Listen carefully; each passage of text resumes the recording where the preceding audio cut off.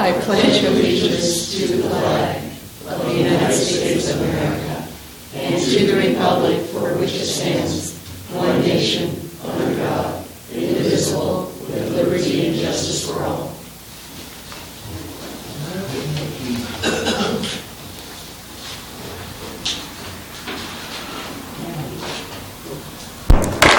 Okay, let's have roll call, please.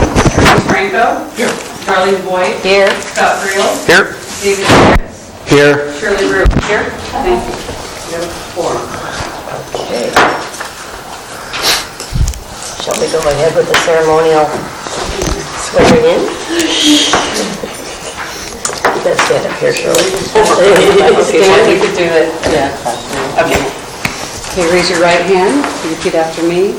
I, and say your name, I, Shirley Brewer, do solemnly swear that I will support and defend do solemnly swear that I will support and defend the Constitution of the United States the Constitution of the United States and the Constitution of the State of California and the Constitution of the State of California against all enemies, foreign and domestic, against all enemies, foreign and domestic, that I will bear true faith and allegiance that I will bear true faith and allegiance to the Constitution of the United States to the Constitution of the United States and the Constitution of the State of California, and the Constitution of the State of California, that I take this obligation freely that I take this obligation freely without any mental reservation without any mental reservation or purpose of evasion, or purpose of evasion, and that I will well and faithfully and that I will well and faithfully discharge the duties discharge the duties upon which I am about to enter. upon which I am about to enter. Congratulations. Thank you.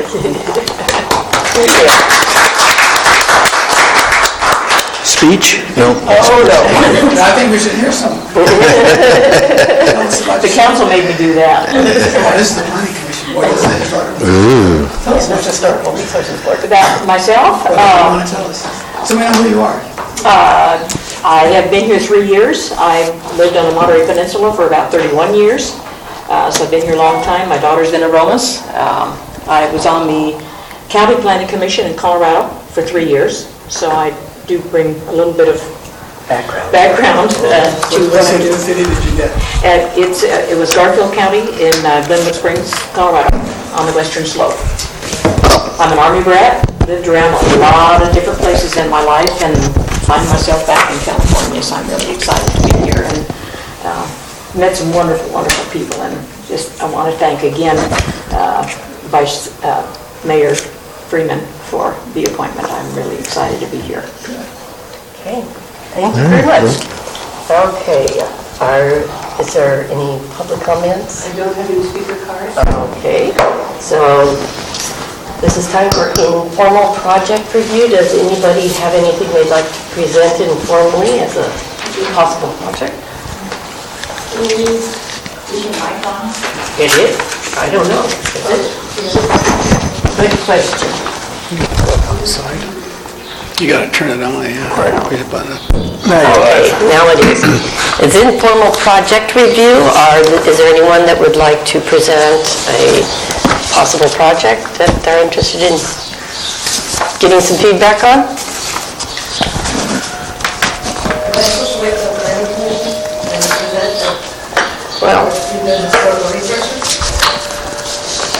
Which... Is it a historical thing, or? No, it's not a historical thing.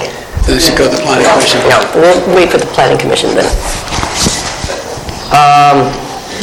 So we're going to review and discuss the Fault Line Restaurant improvements and construction. Bring us up to speed on that. Now, you want to take it away? Okay, ladies and gentlemen, can you hear me? Yes. Okay, if I did this right. Just a quick thing, we actually just had a meeting with the Fault Line folks just earlier this afternoon, and right now things are moving along. It's going to include the reconstruction of the garage, moving through that process. Ultimately, we anticipate to do a city-initiated rezoning of that parcel and the surrounding parcels in that pocket. We'll be getting to that, further information later in the meeting and probably in Planning Commission. But as you probably are aware, that area is zoned public facility, does not allow restaurants. That took effect with the general plan and rezoning update 2 years ago, 2.5 years ago. Before that time, it was all mixed use. Mixed use allows restaurants, allows housing, just with those land uses in that area. So that's where we are right now. I just included an FYI for your review that includes the Historic Resources Ordinance and a copy of the plans that we have so far, and as well as the inventory that we have on file about that site. So that's just for your information right now at this point. Okay, thank you. So anything else we need to know about this then? Okay. Caravonk, San Juan Bautista. Because it was listed in our inventory, and it was designated for further review, is there going to be an architectural historian report on the property? At this time, let's see, based on our meeting and all, at this time, we're, moving forward with the garage. Once again, folks, I forgot to introduce myself. Todd Kennedy, City of San Juan Bautista. We anticipate a historic resources report later on down the road when underway when the rezoning gets underway, and all that kind of thing. That's based on when I spoke with the applicant yesterday and then late last week as well. Okay, so they're not going to be reconstructing the garage until they get the report?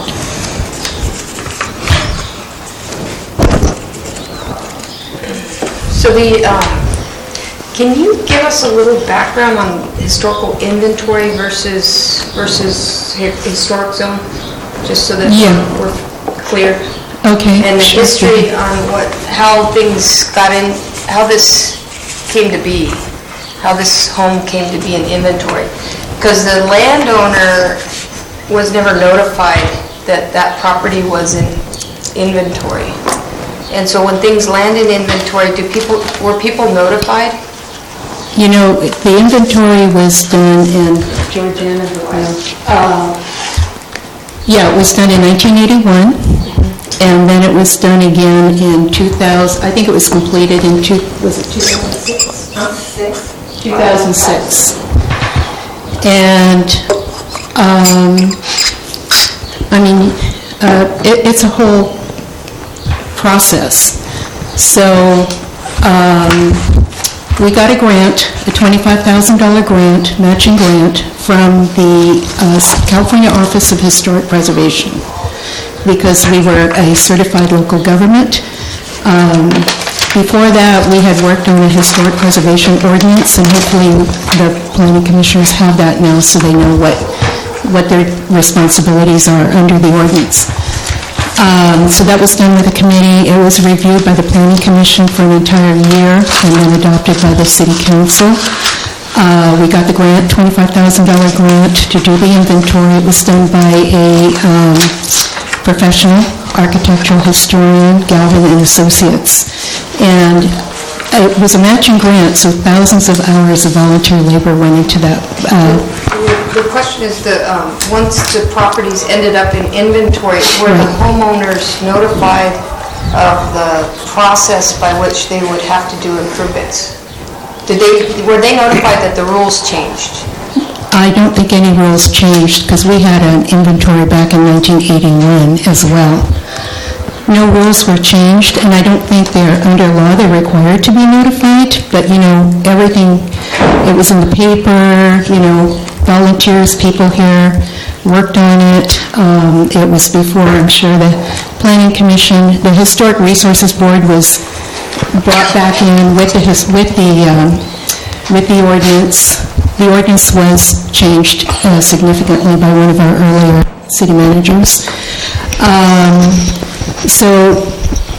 And even if it's not on the list, as long as a property is historic or potentially historic, a architectural historian should take a look at it and make recommendations to the city before it can be demolished or significantly altered. I think it has to have a historic significance. Yes, and that's why you need the architectural historian to do the report for the city, because every old building is not historic.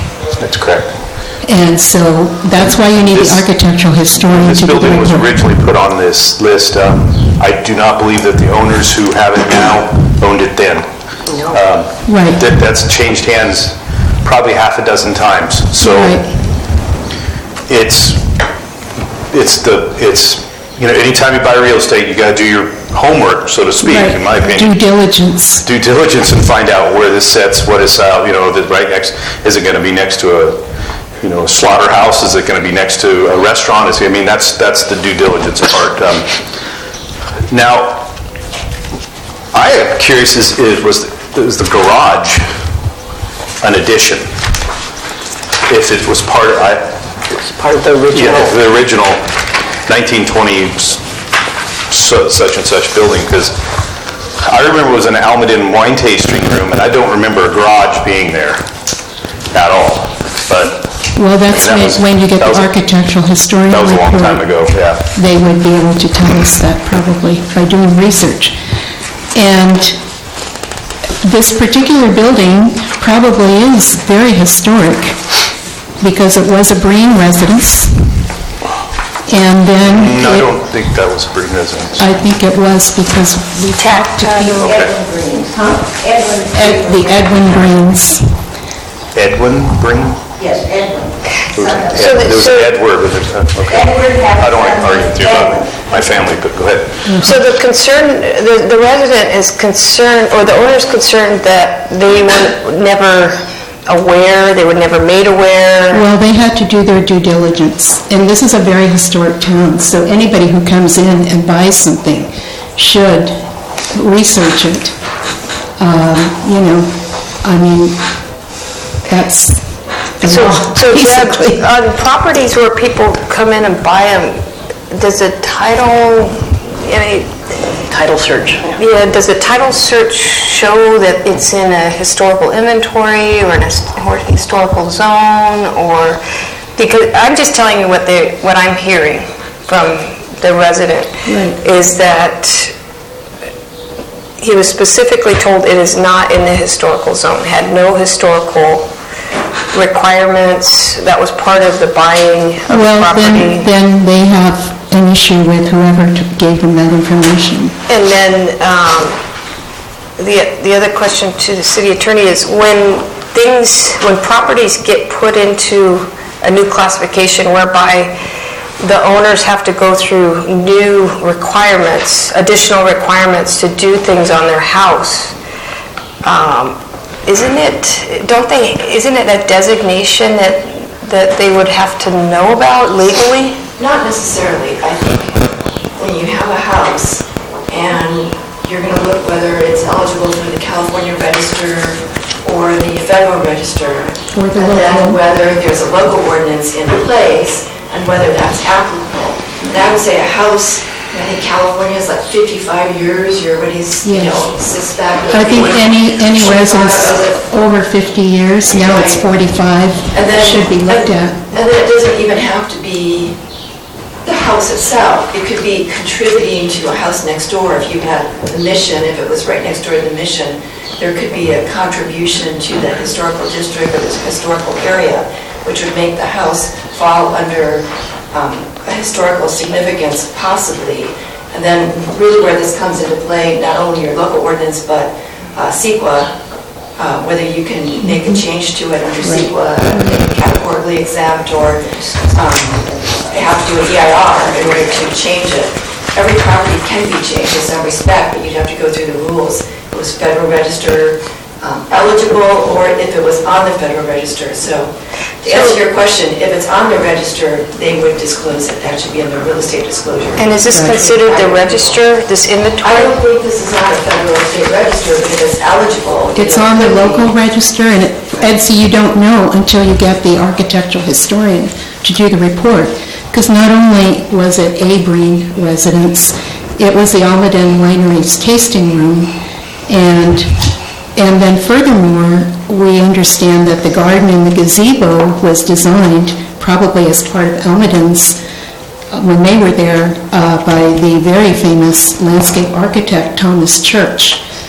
And so, So I think what would help, because we don't, I think what we should do is take an action to have a meeting with the owner and the authorities, local authorities around the historical inventory.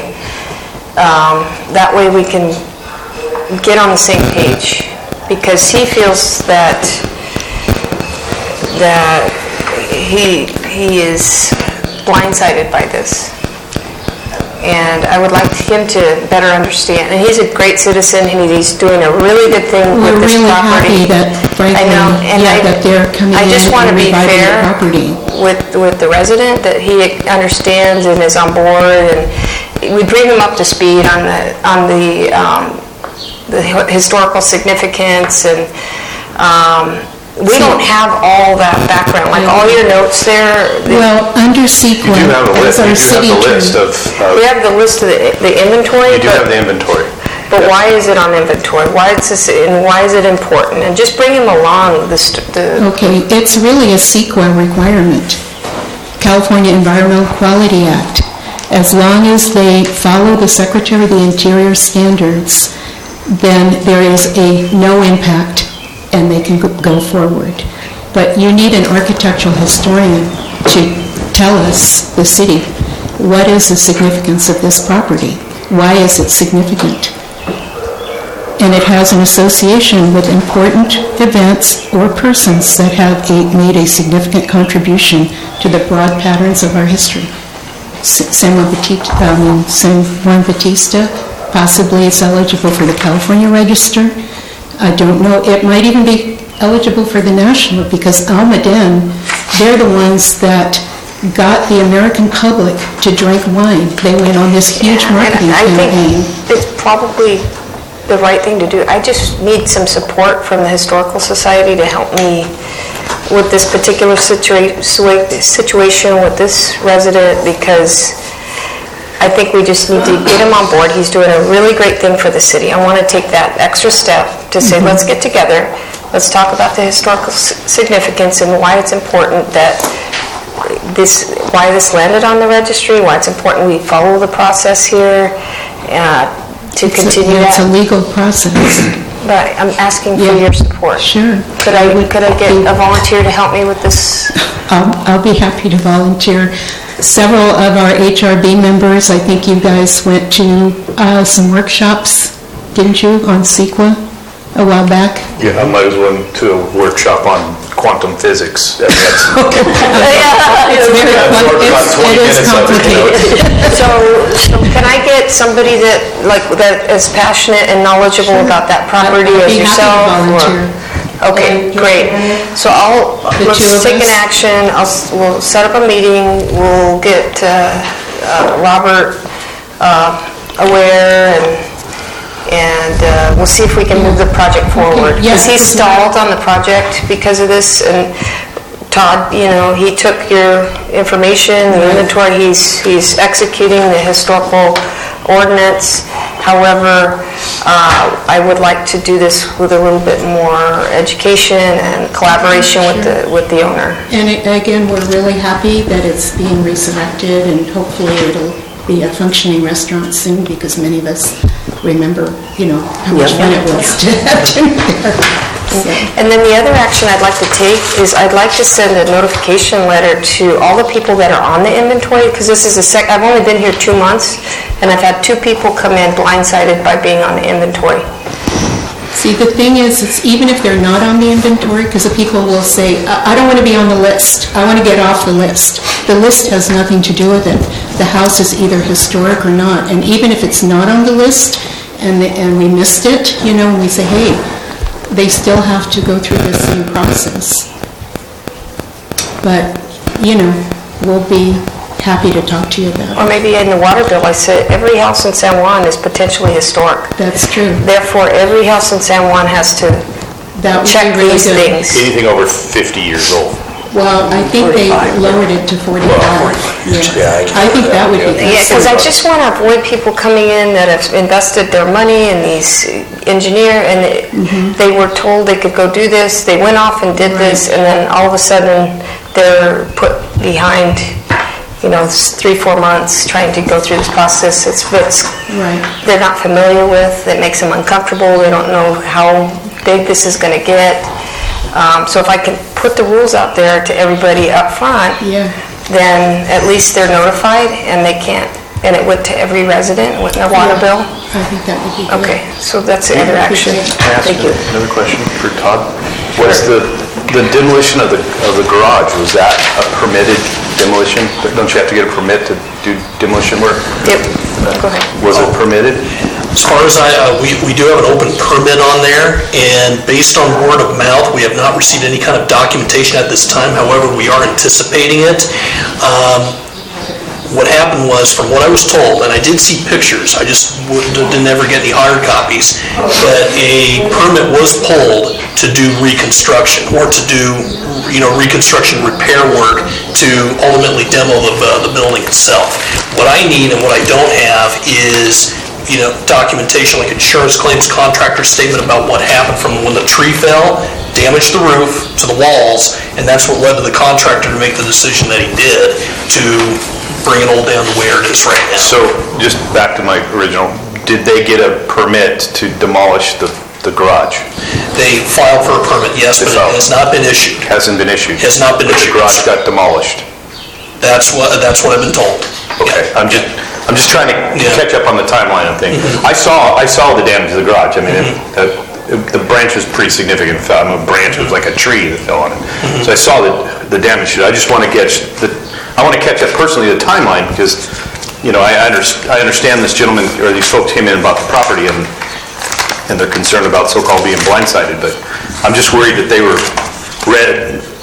the same with you, led down the wrong path by somebody a while back ago, which probably led a few other people down the wrong path. And these poor folks are going to have to go through hoops. I mean, the hoops are there. They have to they've got to follow CEQA.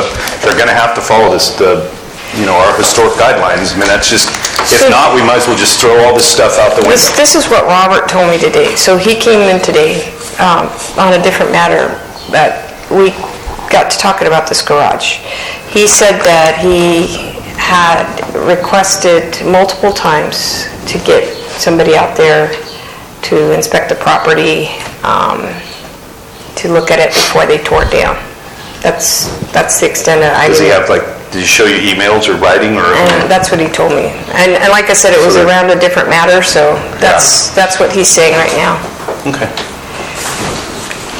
During a previous meeting, if I could, piggyback support what Michelle was just saying, he told me the same thing too, that he made calls and emails and all that. I did ask him if he could send me that correspondence. I haven't received it. That kind of thing. It's just word of mouth at this point. Yeah, that's what it sounds like. Okay, thanks. Thank you. Okay, anything else we should know about this? Okay. I didn't ever guess it was built in 25. Can I ask you a question? Yes. If something's been designated historically, is that going to be included in a title search? Is that something that into perpetuity is going to show up on the title search? Does anybody know? I don't think it necessarily would, because you could fall into it, by virtue of the time, or the building next door, someone famous living there. Someone famous lived there, not necessarily would it fall into it. I mean, it's kind of something you have to do your due diligence on to make sure, nobody famous lived there.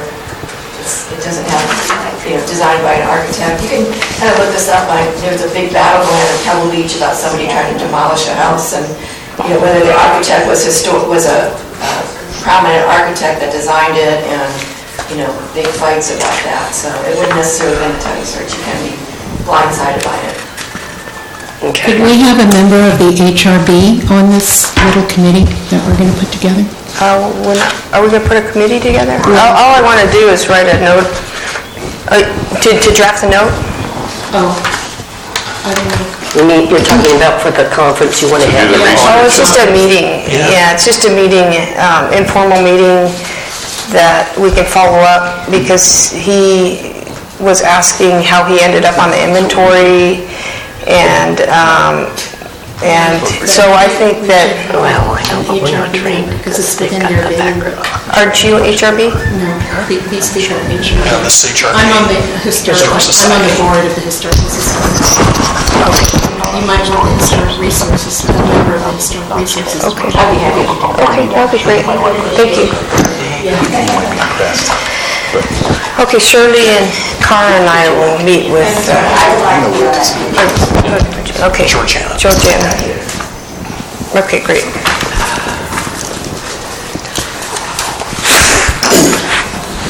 Okay, so we're finished with that. We're going to move on to action items. First of all, we want to approve the affidavit of posting. Does everybody agree with that? Is there anything we should strike? Move to approve. Second? Okay, all those in favor say aye. Aye. Anybody oppose? Okay, the ayes have it. Okay, now we're going to consider a design review for San Juan Bautista Fire Department at 24 Polk Street in the Historic District and make a recommendation to the Planning Commission. And this sign, I believe, pictures of all this, right?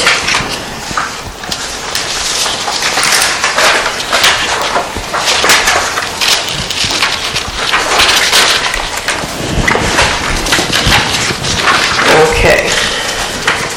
For station number 424 Polk, it's going to have black with red details, so I'll have the fireman's logo there, right? Dark brown stain, the walnut lettering is, what is this, firehouse font in white. And it's 24 by 68 by 2 inches thick, I guess, overall size. And so, and that's going to go over the 2 doors that open out to the street here. So does anybody have any questions or concerns about the design of this sign? Should we get a staff report? A staff report, yeah, let's get a staff report on this.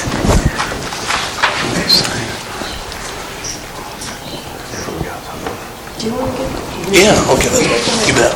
Okay. I'm sure this is ready here. Okay. Okay, once again, members of the board, once again, Todd Kennedy from staff here. I'll just go ahead and give a brief overview here. Also, let me just give an apology real quick. I went ahead and gave you an updated copy of the staff report cover memo. There were some typos I discovered yesterday, so I do apologize for that. So I just want to make that correction, make sure it sounds okay and looks okay. This is a new sign installation, and it's being done in-house to put up a new sign on the fire station right over here above the 2nd Street bay doors. And once again, being made in-house after cross-checking it and talking with members of our historic society, and also doing some due diligence on the design guidelines. The sign fits it in terms of its material, made of wood. And after looking at it, I included pictures over there, from Public Works, where it's being made. It's really, I think, looking really good. I think it'd be a good asset onto the building over here. Plus also to identify the fire station as well.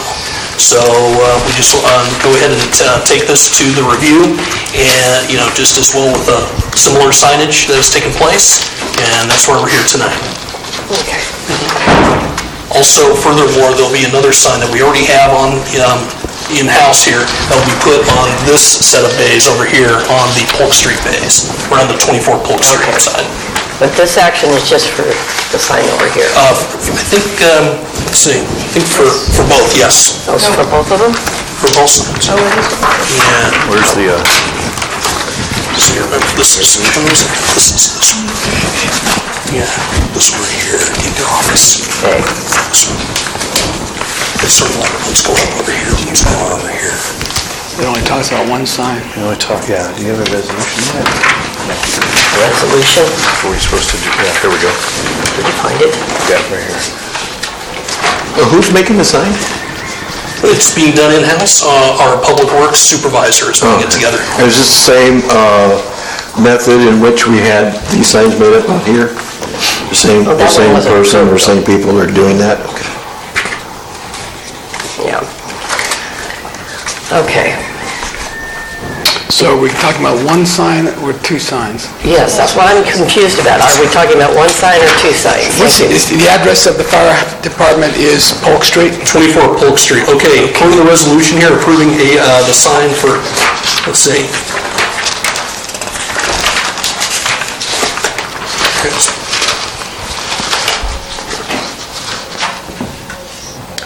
Okay, just one sign. Looks like right here, it looks like just one sign for over here on the Second Street or for? Second Street. I don't think we're gonna need anything to put the original sign back up on the building where I think Todd did, he got where it a belongs. sign. I don't think that's what they're putting back Yeah. up. It's not going to be thrown away or anything. It's going to be reinstalled Yeah, I don't think we need to in an old location. So, Yeah, we can, Well, I think you're trying to get rid of the word volunteer. yes. Yeah. Because it's not volunteer. So we may want to take a second action. We don't have to do it tonight, but I got a request to commemorate the volunteer organization, and we can put like a little plaque below it that says in recognition of all the hard work over the years for the volunteer. We want to repost that sign. I think that's why Todd got confused. He put the sign, the volunteer sign in the package to show this was there, but it was confusing for people because it's no longer a volunteer fire department. We need to get an address sign on Second Street here, and that's what this approval's for. Okay. That's what this is for. There's been other discussions about putting the volunteer sign back up. We located the volunteer sign, it's safe and sound, over in the other side of the building. We're talking about putting it back up as a historical homage to the volunteer community here. Okay, but that isn't part of this action. That's not part of this section. We'll bring that at a So different this time. sign is going to be going over that? Correct, over the bay doors over there. Even though that's Second Street? That's the one. Right. And it says Second Street. It has the right, it has the right, what? It says 24 Polk on it. Wait, above the Second Street bay doors. Next line. yeah, Oh, okay. well, but if you look at the sign, it says 24 Polk. It does. The sign says 24 Polk on it. I stand corrected. You know, that's why I'm confused. You know, I can't see putting a sign that's 20... Well, you want to approve it, for the Second No, Street that's a sign? good catch. I didn't even catch that. It's gonna go above this. With the 24 Polk? No. No. It needs to be corrected. But since you got it, Can we correct it in this meeting and Yeah. vote on a resolution to that correction? is the same sign going to go on both sides? Well, I know where you're going. We don't wanna waste it if it's already been carved. Just do No, a no. second sign, is what you're saying? No, if you're going to have the same sign with a different address, obviously, yeah, the same wording, everything like that, on both sides. One's going to Well, have this is no longer an active bay over here. This is used for mechanic work, and it's just not the, But it's still a fire department. it's the building. It's the building, it's 24 Polk Street. So if you put this sign here, That would make sense. we just... Trish, what's I have the no- address of the fire If you're going to be doing, if you're going to be using the same format for both sides, just with the address changed. No what? No, I guess, because There's a brand-new sign for the Cal Fire, or Hollister, who are they now? Huh? It's the Hollister Fire Department. They have the two bays here. A new sign was carved out of wood, which is in your packet. I think that's what the approval was sought for.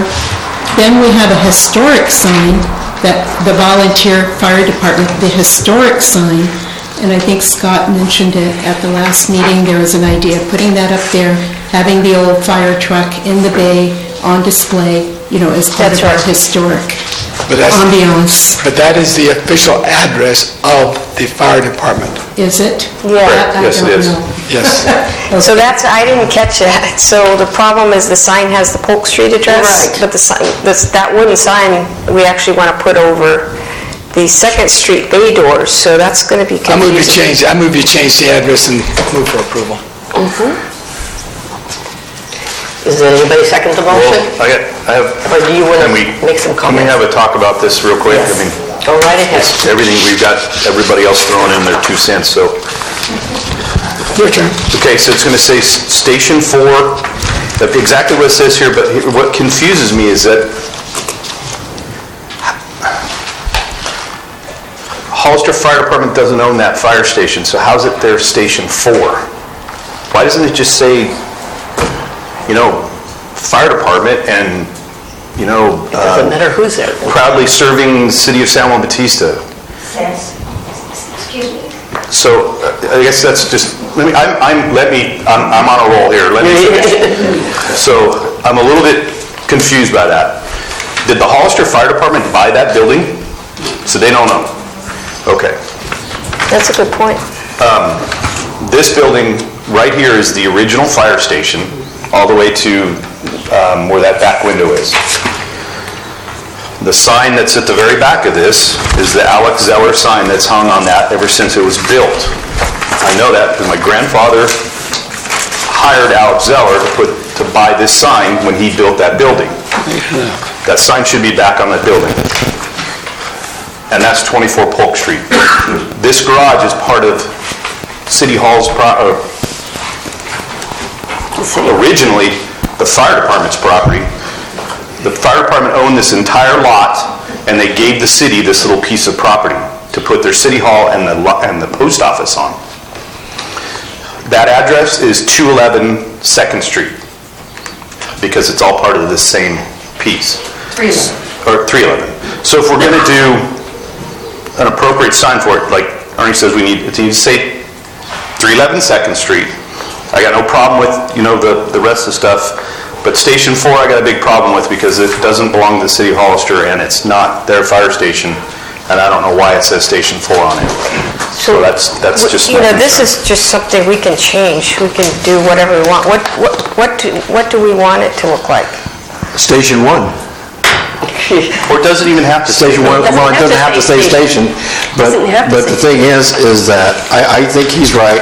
I think that we have to make sure that historically we preserve whatever we need to preserve with the signs, and that's the volunteer one, and I think it belongs in that building there on Polk Street. The problem we have here at this time, I think we have the fact that one or two things. Do we stay with Polk Street, or do we change the address for the fact that we have another sign on 2nd Street, which is 311? Well, So, I don't want to do that because no, this is a good discussion. So, I don't know, legally, it's not on the agenda. Can we make a decision to put the volunteer sign back up, just without it being on the agenda, even though that wasn't the agenda item? Or do we need to bring it back? I don't think that's an action the planning commission needs to take, because the sign's already done and it's just being reinstalled, right? Yes. So they don't need to review a sign that just is being reinstalled. it's only been off that wall twice, and I can tell you twice in the last 30 years. Right. I don't, It's signed. So okay, should go so back we're on the gonna wall. put the sign back on the wall. Okay. That sounds good. So done. Take an action, sign goes back on the wall, volunteer. Second thing, I apologize, I didn't even catch this address deal. I just kind of glanced at the sign, I figured it was, but that's a really good point. They do not, Hollister doesn't own this building. I think the reason for this, the rationale for the sign is to let people know where the fire department is now, and that they should go, they want to go speak to the fire department, they should go through that bay door, and that's the active bay door. So do you guys have suggestions on how a new sign might look above that bay door? Yep. Sample. San Juan Bautista Fire Department, and then Hollister can get basically their credit for providing fire protection, and you could have, fire protection provided by the City of Hollister's Fire Department, something like that. It's a contract, so I have no issue with that, and I don't have any issue with what Hollister Fire Department's doing. I just personally have an issue with calling that Hollister Fire Station number 4 when it's not. What about this logo that's here? Is that a Hollister thing, or? No, that's a universal. That's just kind of a... Just, that's a fire department, so that's a universal sign, logo. okay. Yeah. We have if you look on the internet. We use it, we also use it. We have it, yeah. Yeah, Yeah. that's used everywhere. Well, not this. We have our own, the fire department has its own logo on it. It's the city seal. So, it might be a little intricate to do as a carving, but it is there. And if you really want to get into it, The original logo was a San Juan Eagle, but that was 1800, so. So Scott, this is more of a technical fire station question. In terms of the contract, they call this Station 4 in terms of the overall contract. So when they send people over here, they say go to Station 4, or they dispatch from Station 4, that's part of their Hollister Fire Department system. Is it important that that number, Station 4, is there for people that deal with the fire department or need to come here, or? It's the only fire station in town. So if somebody needs to go to the fire station, they come to the city center, and they go to the fire station. Yeah, And the business office comes through here anyway, so nobody really accesses it. I'm not arguing it, or I have no dog in this hunt. I just want to know if you have a bunch of fire stations and they're numbered 1, 2, 3, 4, 5, 6, is it important in an infrastructure of fire coverage that that station number within that construct be on the station? I don't know the answer, I'm just asking you because... No, as long as it's in paper, on paper that this is the 4th station that they serve, and then that's... But it doesn't need to be on the building? No, there's no reason. Okay, I didn't know. I wouldn't see it. All right. Yeah. Okay, then we can just call it the San Juan Fire Station and served by Hollister. Yeah, provided by fire protection, provided by the City of Hollister's Fire Department. San Juan Batista Fire Station, And yes. Or you could just put fire station, you already have serving the city of San Juan Batista on the right-hand side. Yeah, you don't want to duplicate that. You just want to, you basically want to, the sign needs to basically say who's providing the fire protection. In there, probably that's something that I'm sure. How about if you write fire department? Maybe. Yeah, that's what I was going to If say. we write fire department here, On the left-hand side, yeah. take out the 4 and 311 Polk Street, Sure. and we can take the 4 out of there or leave it in there. What's your pleasure? It's not there, so so let's take that out. Okay. So, Just put fire department say there. fire department, 311 Polk Street, and as I proudly serve in the city of San Juan Bautista, you got the logo in the middle, less the 4, less the numeral. And I don't think these guys that are staffing the station are going to worry about it. so I just want to make sure that I got that. So we're just going to call it fire station, just Fire generic department. fire station? Fire department. Are you also thinking about putting the fact that provided by Hollister on the same sign? No. Good answer. Okay, so want it to be- historically, preserving the building, preserving the area itself, and showing a sign that would match that historically, that's what I'm thinking. Go with the one sign, and then if you want to give credit to Hollister Fire Department, that would be on a smaller sign somewhere else, It's in the contract. in another plaque or whatever. I think I know what you guys are looking for. Yeah. Let me go off and get a new design, and I think it would look really cool to be more like fire department, San Juan Fire Department, a nice historical, I think, with almost like a bell shape, looks better, it looks above there, it's a little bit more historical. And then on the bottom, in a little plate, you say, service provided by Hollister Fire Department. Something like that. Where's the original? By the way, where's the original? And then I think I'm going to go get the sign done by a professional sign maker, van sign, so it looks really good. And, this is a nice building, let's keep it nice. Okay, so Thank you. can I come back for a design, with the design? Yeah. And then we're just going to scrap this. What about the Scrap eagle? this. Does that eagle still exist So somewhere? are we going to make a motion to Well, let's do it. postpone it to Comment next on the week? Eagle. Oh, the Eagle, you can still see, they have a flag still at, they still have a flag at the state park by the Eagle. Our original piece of apparatus, or one of them, is still at Still State there. Park, yeah. And the flag used to be there. We used to have it here, but we used to have a lot of historic stuff here. I have a newspaper article that somebody gave me from 1994 that has a bunch of stuff on it, like different symbols and, So very basic, yeah. but Yeah. if I remember right, cross ladders, George would like cross ladders with the pipe poles and then the eagle in the back. So let's do that. It's very, Yeah, it's very 1850s looking That would be neat. Sailor Jerry type look, you know, that. Okay, let's do that. Okay. And then let's get this looking more like that. Let's get a professional sign maker to do it. We should be investing in these kind of things. Okay, done. Scrap that idea. Sorry, Joe. We need to make a motion We'll put the volunteer sign up, and we'll get the new, So, Okay. I move that the, yeah, go ahead. I move that, It's on the agenda, so. I move that, Okay, go ahead, Ernie. Thank you. okay, I move that item 5B be pulled from the agenda Okay. in its entirety. Is there a second? Yeah, I'll second it. Is this for the Historical Resource Board and the Planning Commission? No, just take it off the agenda, so we... Oh, to take it off? We finish Okay. it right now. We're going to get off the So agenda. we'll move forward. Got it. it'll re-enter when the design comes back. Okay. Yeah, when they come back, it's a whole new item. And And this, we'll have the cost associated with, so the cost will be approved by you and probably the council. is the 1850 sign picture, is there a picture of the 1850s, 60s sign? I have to do some work.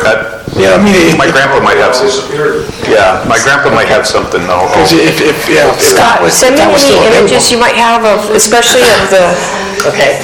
Historical Society might have something. Okay, thank you. Add to this.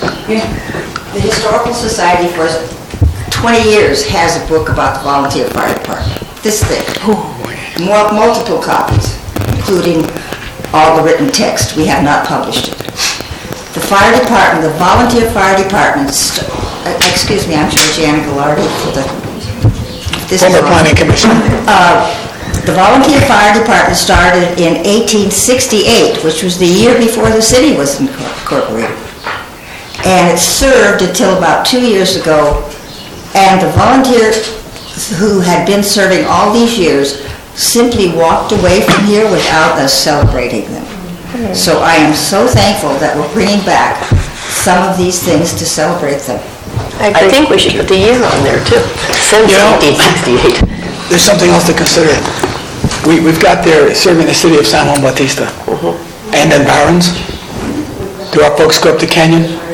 That's a good question. Does our... So, Yes. is that in Barron's? I mean, Okay, let's get to that in a moment. I would like to take a vote on this motion that we have. I'll second Ernie's.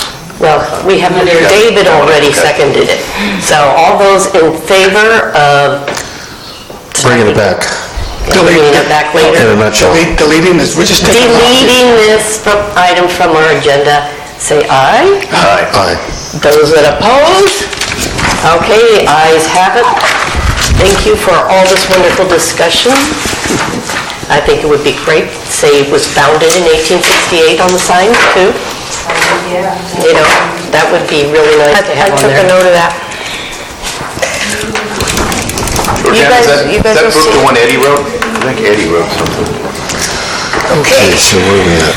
Okay.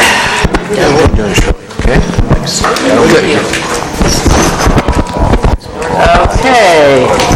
Do we have any more comments from Historic Resources Board members about anything?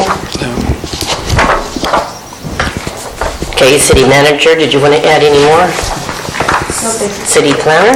No, ma'am, nothing more. Okay, I move that we adjourn the meeting. Anybody second? I'll make a motion, we adjourn. Okay. Second. Okay, we got 2 seconds. All those in favor, say aye. Aye. All those who oppose? Okay, meeting adjourned. Let's now call to order the regular Planning Commission meeting. And let's have roll call. Ernest Franco. Here. Darlene White. Here. Scott Frios. Here. David Madera. Here. Shirley Brewer. Here. We have 4. Okay. So there's time for public comment now. Do we have any cards? Okay. Our next item is informal project review. Anybody may present a project to the commission during this time. for the purpose of gaining information as preliminary feedback only, okay? So, does anybody want to present something? I recognize Mandisa Snody from San Juan Bautista. Hi, I do have a presentation, but it is in the form of a PowerPoint, and I don't know if We have a projector. We have a projector. Can I plug in? Or it's not on? Hello? Let's turn down the... Well, that's something... I can enunciate. It might take me a while to get it all set up, but if you want to wait, you can do it later on. Yeah, and I did notice, do I have an agendized item? No. I don't. No. Okay. So do you want to get on the agenda? This is just informal, just to explain what it is and get some feedback. Is it a project? Confused on the process. Is this did you have a project? This is about the work plans that have been approved by City Council for the Strategic Planning Committee, specifically the Public Art Project and placemaking projects, which are including multiple different work plans.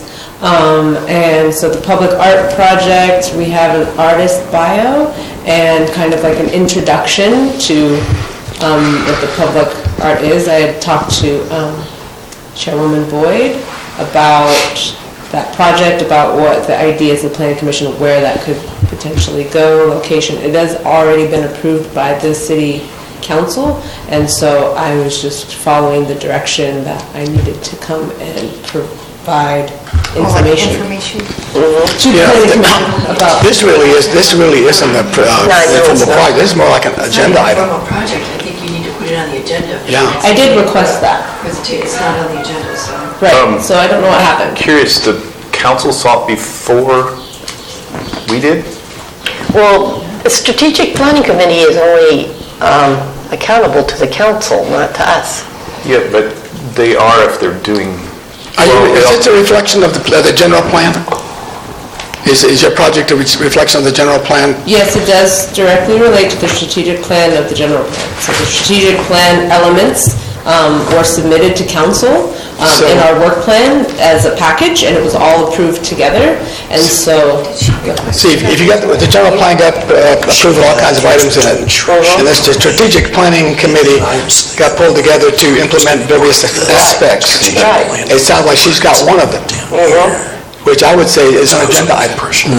And that way it gives her the full status of, because we can't, if she goes here, we can't really discuss anything with her. All we can do is listen. We can't even talk with her about it because it's informal. If it's an agenda item, we can talk with her. We can dialogue with her. Well, you do give her advice. We can give her advice like we've done But we with can't, others. there's limit to what you can do because it is that. Okay.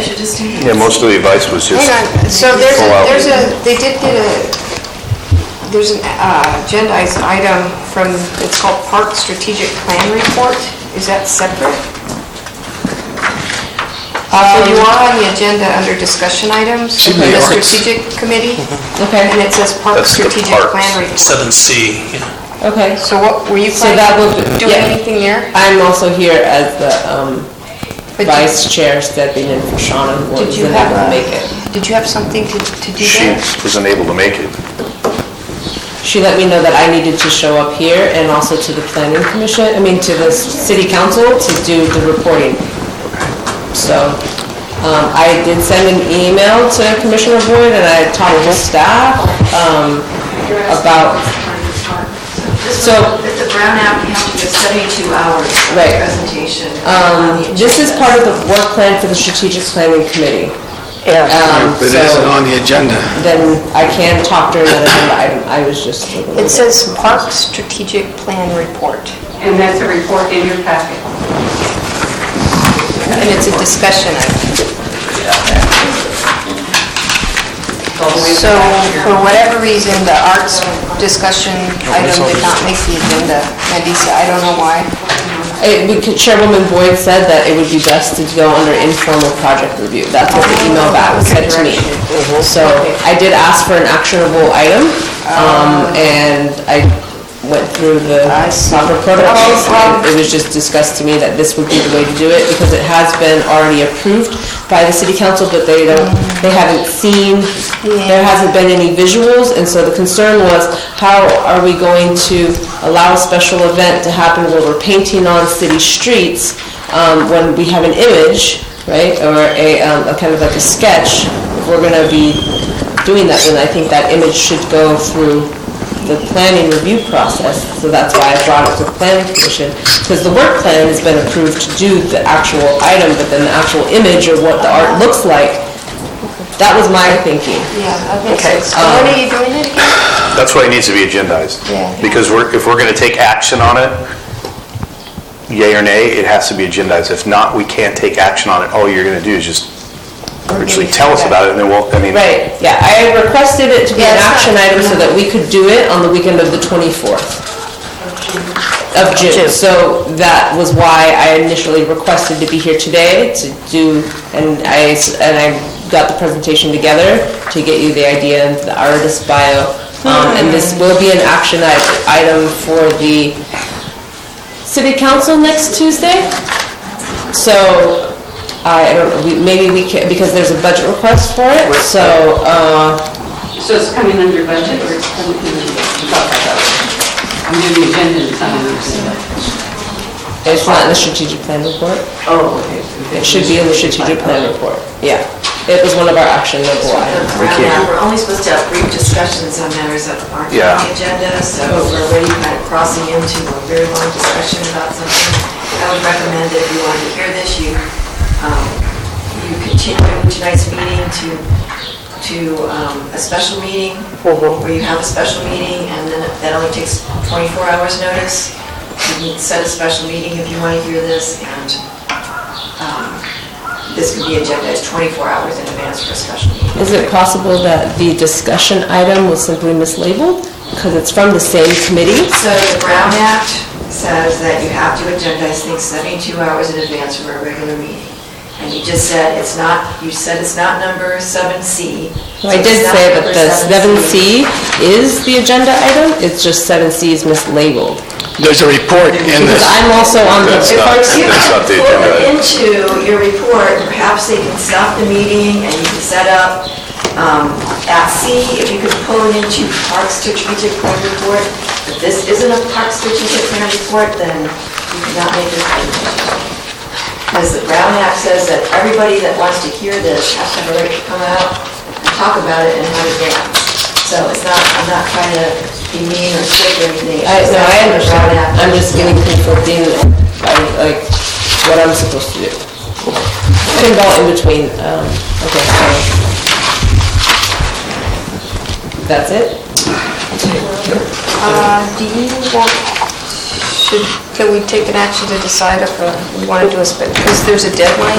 Can you change your deadline on that? Yeah, well, we wanted to do it for a Dia de San Juan, that's not on the schedule this year, and so we were considering doing it in congruence with a later event in either July or in September. So the initial request was that we have an item on this meeting so that in two weeks that we could do it on the 24th, but that date has I'm just trying to figure out if we need to squeeze in a special meeting, or can you come back in July? I think I can come back in July. So we'll put on the agenda in July. So apologize, sorry about the confusion. Next time, can you just come directly to me? I did, but I don't think the messages got to you. Okay. I tried to. Thank you. Okay. Yeah. All right.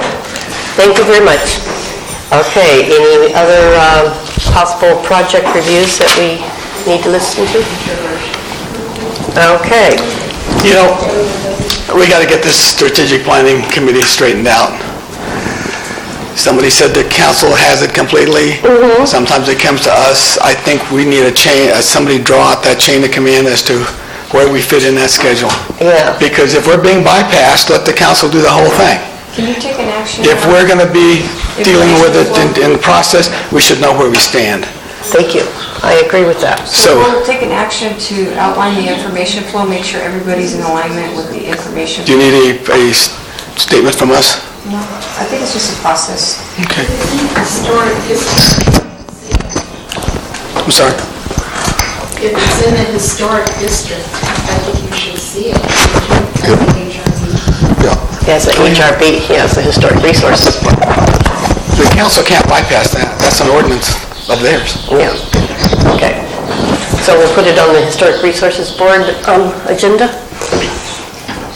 I think what you can do is direct staff right now to decide what action needs to be taken. Okay, I will direct you. On the July agenda.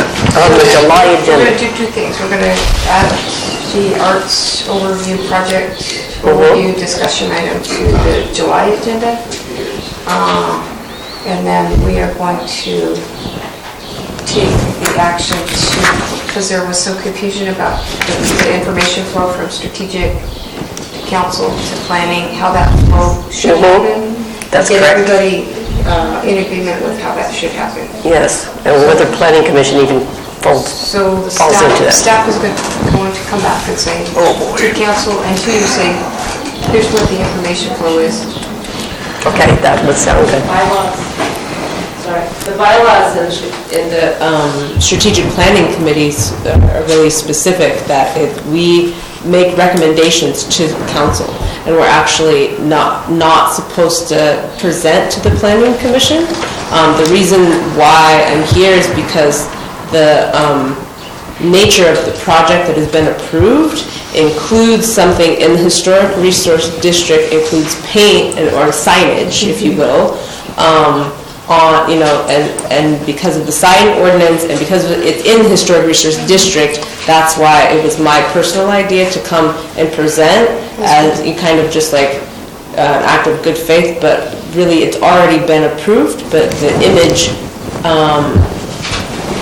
hasn't been reviewed, and so I didn't want this body to just, what is this big painting out on the street and have no idea really what's going on. But the bylaws are, in our committee, are clear. But some of those things, if it's in historical, if it is related to signage or appearance or something that's in the planning kind of realm, there'll be like a process flow. Okay, then you go have a discussion with the planning issue. Yeah, I just wanted to add that might mean to amend the bylaws for the strategic planning committee. We may not have to. I think it's more just informing. Okay.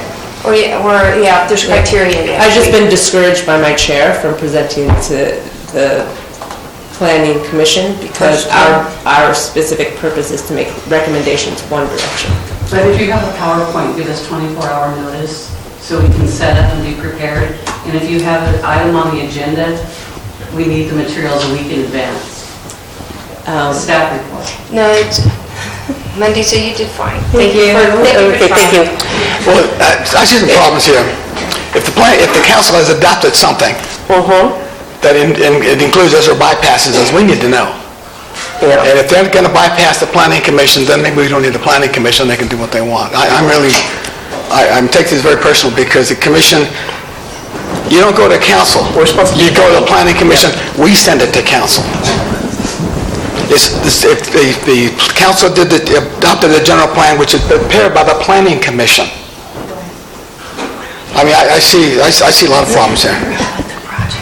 So does staff understand what how we want to go forward from here? Yes. Okay. The action is to clarify what the information flow is and make sure that you guys are comfortable with it, council's comfortable with it. That's what I took the action to do. I'm glad you did because, like I say, as soon as I hear the council adopted it, wait a minute. What's happening here? Yeah, what did they adopt? We should know what was adopted and where we sit in this process. And I don't know that that was the intent. I think it was, we are okay with having an art project in the city. It kind of in a general sense, and we're supporting that. The details of the actual project. Come here. Yeah.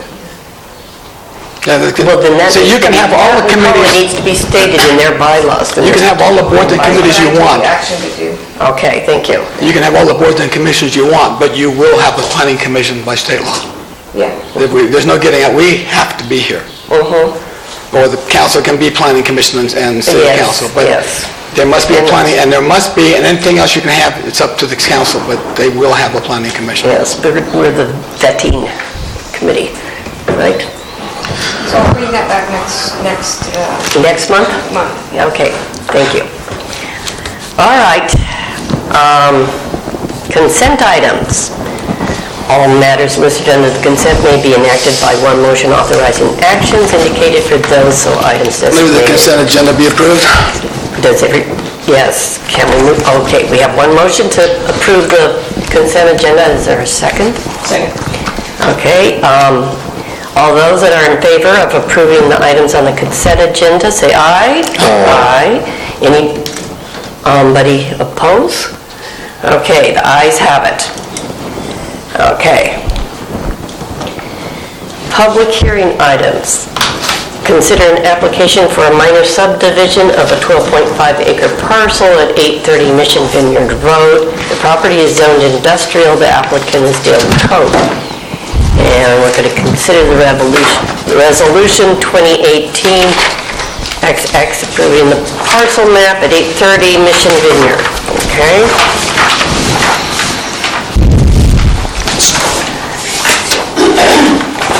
Yeah, we'll have to give All it a right, shot. okay. Okay, ladies and gentlemen of the commission and staff and the audience, good evening. Todd Kennedy, once again, city staff. I'll just go ahead and give a brief overview of this report. Yes, the property owner is requesting a parcel map approval, minor subdivision, to subdivide a 12.5 acre parcel, zoned industrial, into 4 parcels with a remaining parcel. This minor subdivision would extend from Old San Juan Hollister Road southeasterly to Front Mission Vineyard Road. Once again, industrial, the current land use is agricultural right now, and farming is actively taking place. All the resulting parcels, all of them will be in compliance with the current zoning code in terms of their dimensions and size, 100-foot lot widths, and at least 10,000 square feet in size. There's no intention to develop or no proposed development at this time. The applicant intends to farm the land moving forward.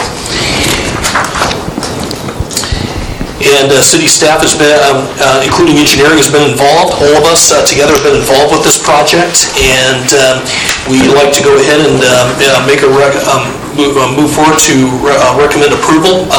Probably jumping ahead a little bit of myself, but the part of the staff due diligence was to review California Environmental Quality Act guidelines. This project has been found to be exempt from CEQA, California Environmental Quality Act, once again, per the guidelines found in sections 153.00.2, 153.01, and 153.15 of CEQA.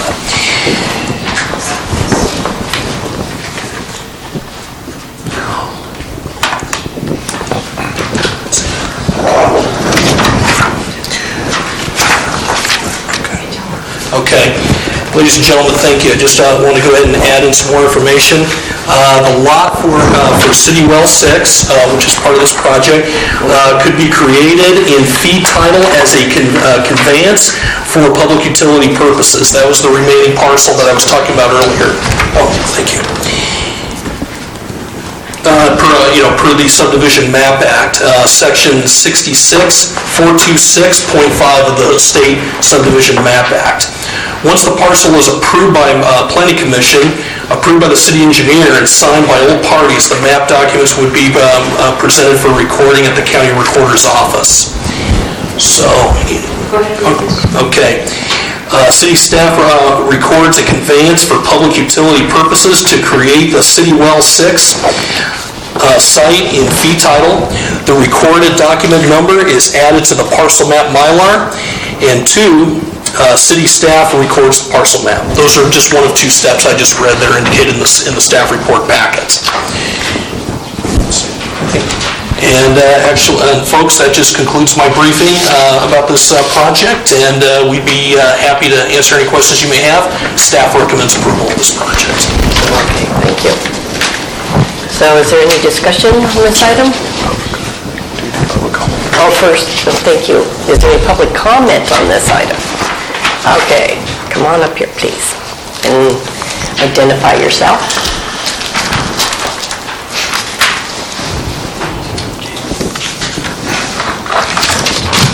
George Diaz, San Juan. I have a couple questions or concerns. I know he's not going to be developing this right now, but obviously it's coming down the line, and so my concerns will come in if and when he develops it. Just a side note, the subdivision north and the subdivision south is a catastrophe. This type of subdivision that's being proposed kind of fits into at least the Mission Vineyard area. Ranchettes, the previous owner, we tried to talk him into doing that, but he wanted a city block, and that's why he lost it. But anyway, first concern I have is I've seen this happen before, not in San Juan, but in other locations. Existing business or existing recreation faculty houses come in, and the next thing you know, they start complaining about the noises, and it just is a mess. I'd like to see something put in, I'm not going to say the deed or disclosure, that there's existing businesses there that are legal and can operate legally, like I just tried to say. But anyway, the second comment I would have is, could be 3 years, 10 years, whatever, this thing gets developed, and the next thing you know, one of the owners wants to split it again. I'd like to see it put in there, it cannot be split anymore. It's done. This is 3 acres, they can't come back, say they want to split it 2 times, whatever. I'd like to see that addressed. Now this is going to be the big one. She's going to love me. When the marijuana overlay came in, there's 4 parcels out there, and this is one of the parcels. Fine, no problem. But if and when this is developed, I think that overlay ought to be taken away. Not now, but if and when this is developed, that overlay ought to be taken out. My thought is, the guy comes in there, builds a building, and starts growing. Here we go, fight with the neighbors. I don't care if it is 3 acre lots. Example, saw that in the greenhouses and the problems they're having down there. Don't misunderstand me, obviously that's a huge greenhouse deal down there, but same scenario. I would like to see that addressed or talked about. And if that's built out, in my opinion, that is minor impact on the city compared to a full-blown subdivision. And so as much as I'd like to say no to all the growth until the dust settles, this one, I think it kind of fits into a Mission Vineyard area. Keep them in just a ranchette style houses that are out there. So, not too much complaints for you guys tonight. Try to take it easy. Okay.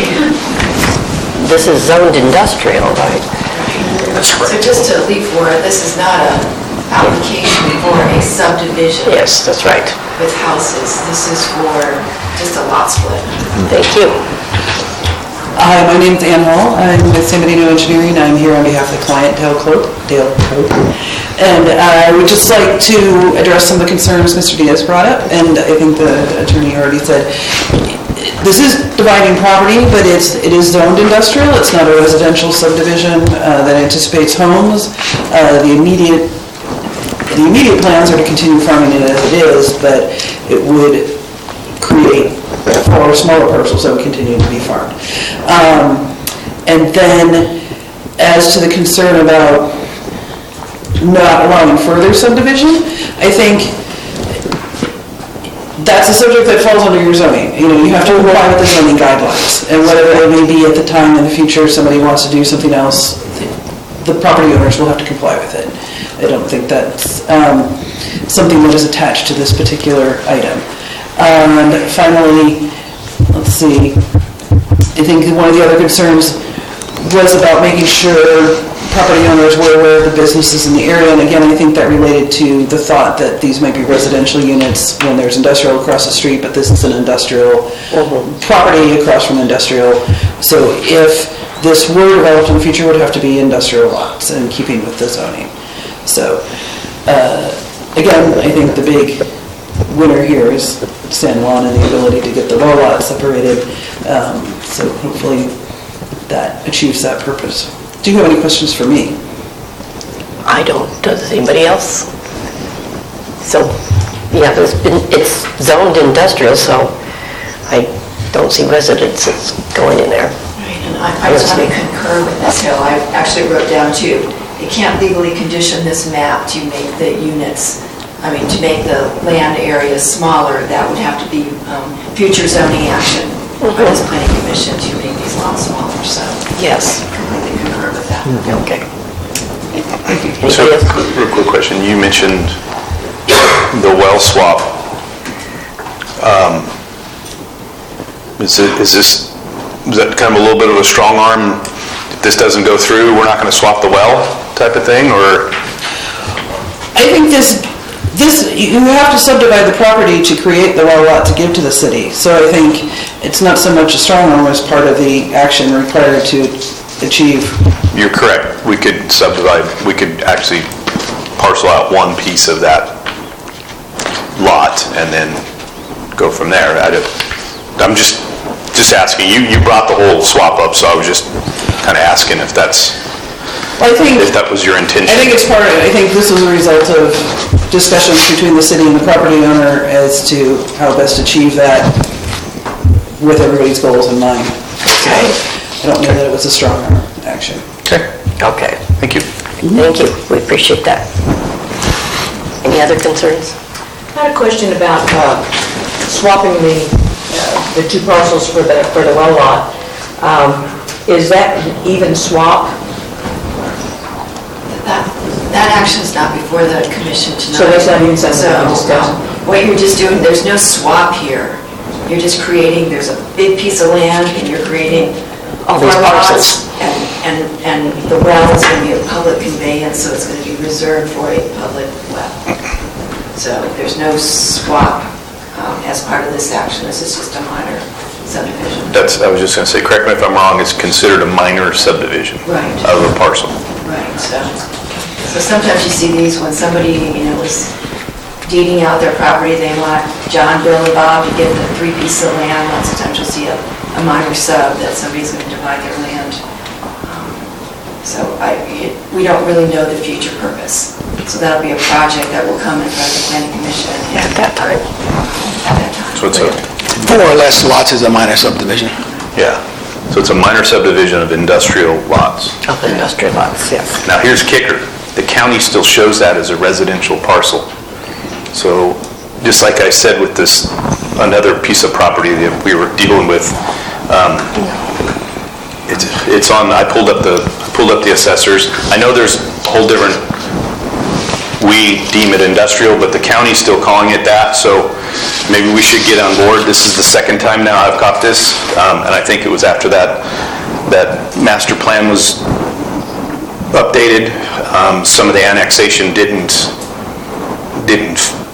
fall into the right stuff. And the reason I'm saying that is because if we end up getting 4 industrial properties there that are working, then we should be taxed for 4 working industrial properties and not a residence. Does that make sense? Not residential property, yeah. So I think the proper thing for Todd to do tomorrow is to go to notify LAFCO and, what is there, there'll be a GPS or somebody at the, who's the person that does the mapping at the county? That's usually one person that probably hasn't loaded up our general plan, which is relatively new, just a couple years old, and the zoning that comes with that. So once you're next in the city, our zoning controls, not the county zoning. So they're not in the county. I totally understand that, but I just want to make sure that we've got this on the right tax rolls.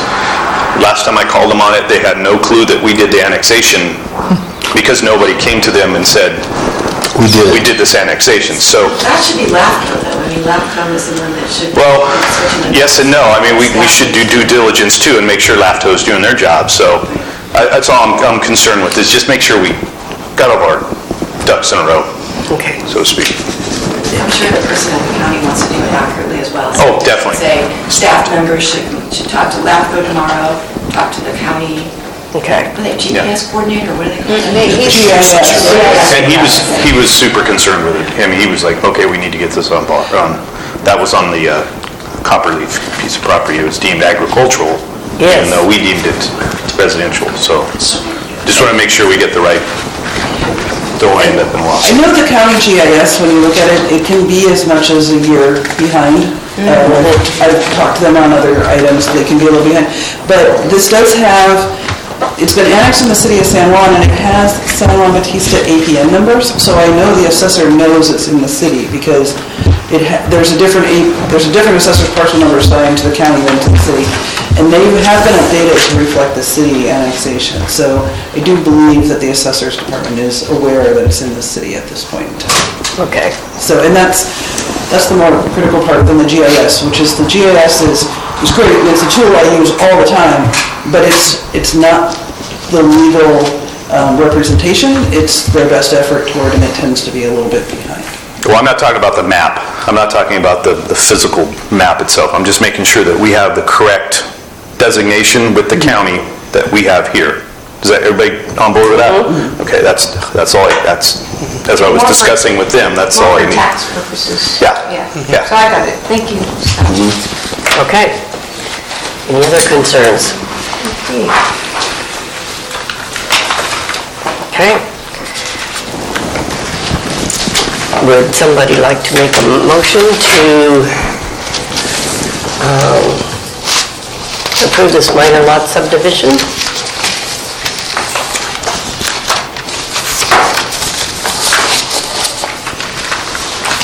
Make that motion. Okay. We have a motion, so anybody second it? What is the motion? Read the resolution. Have the motion maker just read the resolution. Just read the resolution, yes. The title. Now go for the time, let's go for the resolution, you got a copy of it. Bear with us. There's so many pages. It's your new day on the job, yeah, it's your first day. There we go, right there. Thank you, sir. You're welcome. And if you would like to add anything further, you can recite all this if you want, which really points to this. Necessary. Okay. I'd like to make a motion that we approve Resolution 2018. XX. That means that, I'll add the number. We're gonna get a number. 07? 07? Okay. Okay. I'd like to... And read the title. Resolution of the Planning Commission of the City of San Juan Bautista approving this, whoops, the sign design, we're on the... You gotta go to the next fire one. station. Oh, I'm sorry. Mercy. Before we, I read you wrong there. I have a But you're forgetting this. question. It might be important, ma'am. Shirley, one second, please. Distance and recusal, how, you live on Mission Vineyard? I do. Do you live within 300 feet of this property? Oh, that's correct. I think it's, is it 300 or 500? I have no clue. Depends on how much you... It's across the road, but I have no idea. She's a resident, you're not a property owner, is that correct? You're a resident, so... But she lives there. So if you're unanimous here, maybe someone else should make the motion Yeah, and just second, sure. and that way if it's a unanimous vote. Okay. Well, for future reference, is that, You should, Am I in the wrong? future, you should talk to planning, if you think you're within a distance of a project, and planning will draw a map, and they can draw the 300 feet around it and give it to you, so you're sure. okay. I don't want to get anybody in trouble It's here. going to be a close vote. You can either step down if you're unsure, or you can have somebody else make the motion and second, and that way, if your Okay. vote's kicked out, you still have a legal vote. And is it 300 feet? 300 feet. Don't feel bad, I had to set out 3 big ones last year. Okay, I'll make a motion that resolution 21807 of the Planning Commission of the City of San Juan Bautista approving the parcel map 2018-101 at 830 Mission Vineyard. The parcel is APN number 002-550-009-0. Second. For approval. Okay, we got a motion and a second. All those in favor, say aye. Aye. Am I allowed to vote? No. Up to you, I mean, Probably not, I think you're too close. okay, so Shouldn't we have an answer to that? I mean, this is kind of important. It's 300 feet. She lives within 300 feet. Is she supposed to recuse herself, or she? Yes. Can't she, I mean, this. Yes. she says she doesn't know if she's with him. True. So she has to step out. Yes. Already heard the map. Yeah, she's, okay. So we covered it. Okay, aye, are there any nays? Anything in the public? Public? The public. They already talked? Yeah. Okay. Yeah, George came out. We already voted, right? Yeah, George Okay. spoke, and so did the. Any nays? So the resolution passes. Everybody said aye? Okay, that's good. All right. Now, the next one has to do with the design and sign review, since we've already deleted that from the last. That was off the different agenda. Yes. So do we need to delete it from this one? Yeah, considering that the Historical Review Board deleted the consideration of this particular sign that's been submitted, I move that the Planning Commission delete it from its agenda also. Okay. I'll second it. Okay, all those in favor say aye. Aye. Any opposed? Okay, the ayes have it. This way, when it comes back, it's a whole new project. Thank you. Right. Yes, that sounds like a good idea. Okay. Discussions? What do we got here? We gotta find the agenda again. All right. Discussion items, okay? Now we're going to provide a report on the timeline of past amendments to the general plan. That is in our packets here.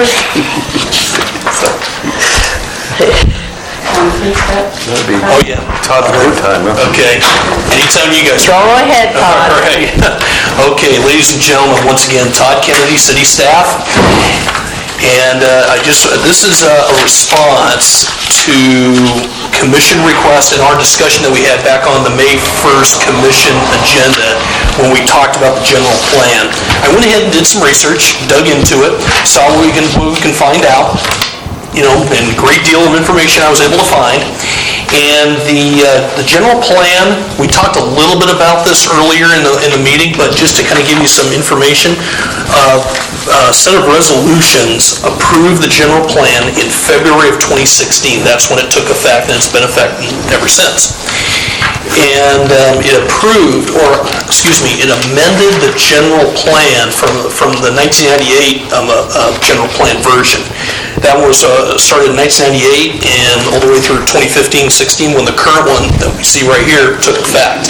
I included some information, including the current map, the colored map that's in your packet, matches this one.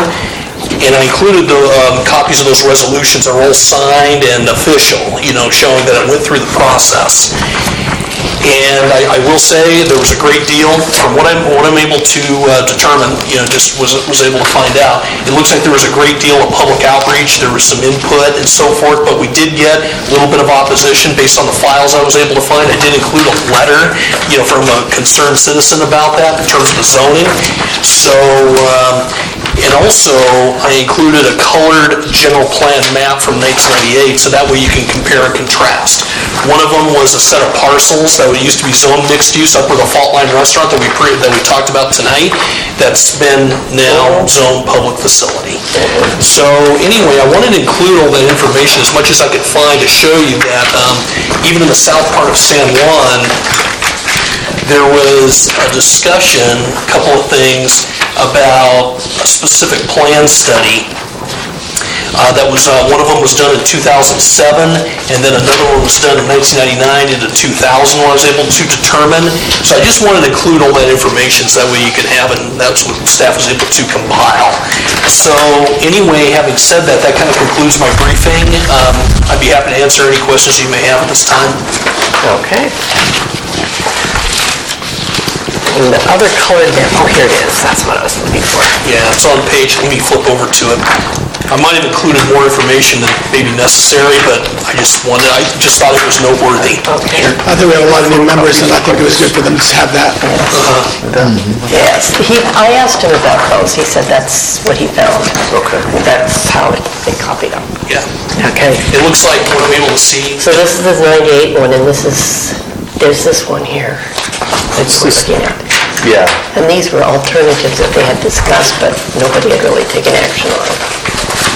I can't find any record that any of those specific plans were ever actually adopted. Okay. They Yeah. were just talked about. Okay. I'm just trying to get the maps.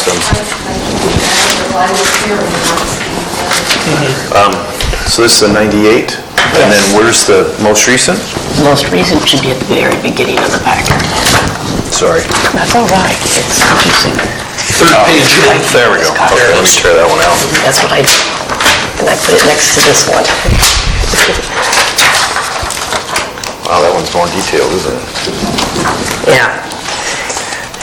Okay. So is there any questions about any of this? Any discussion? I've got a couple.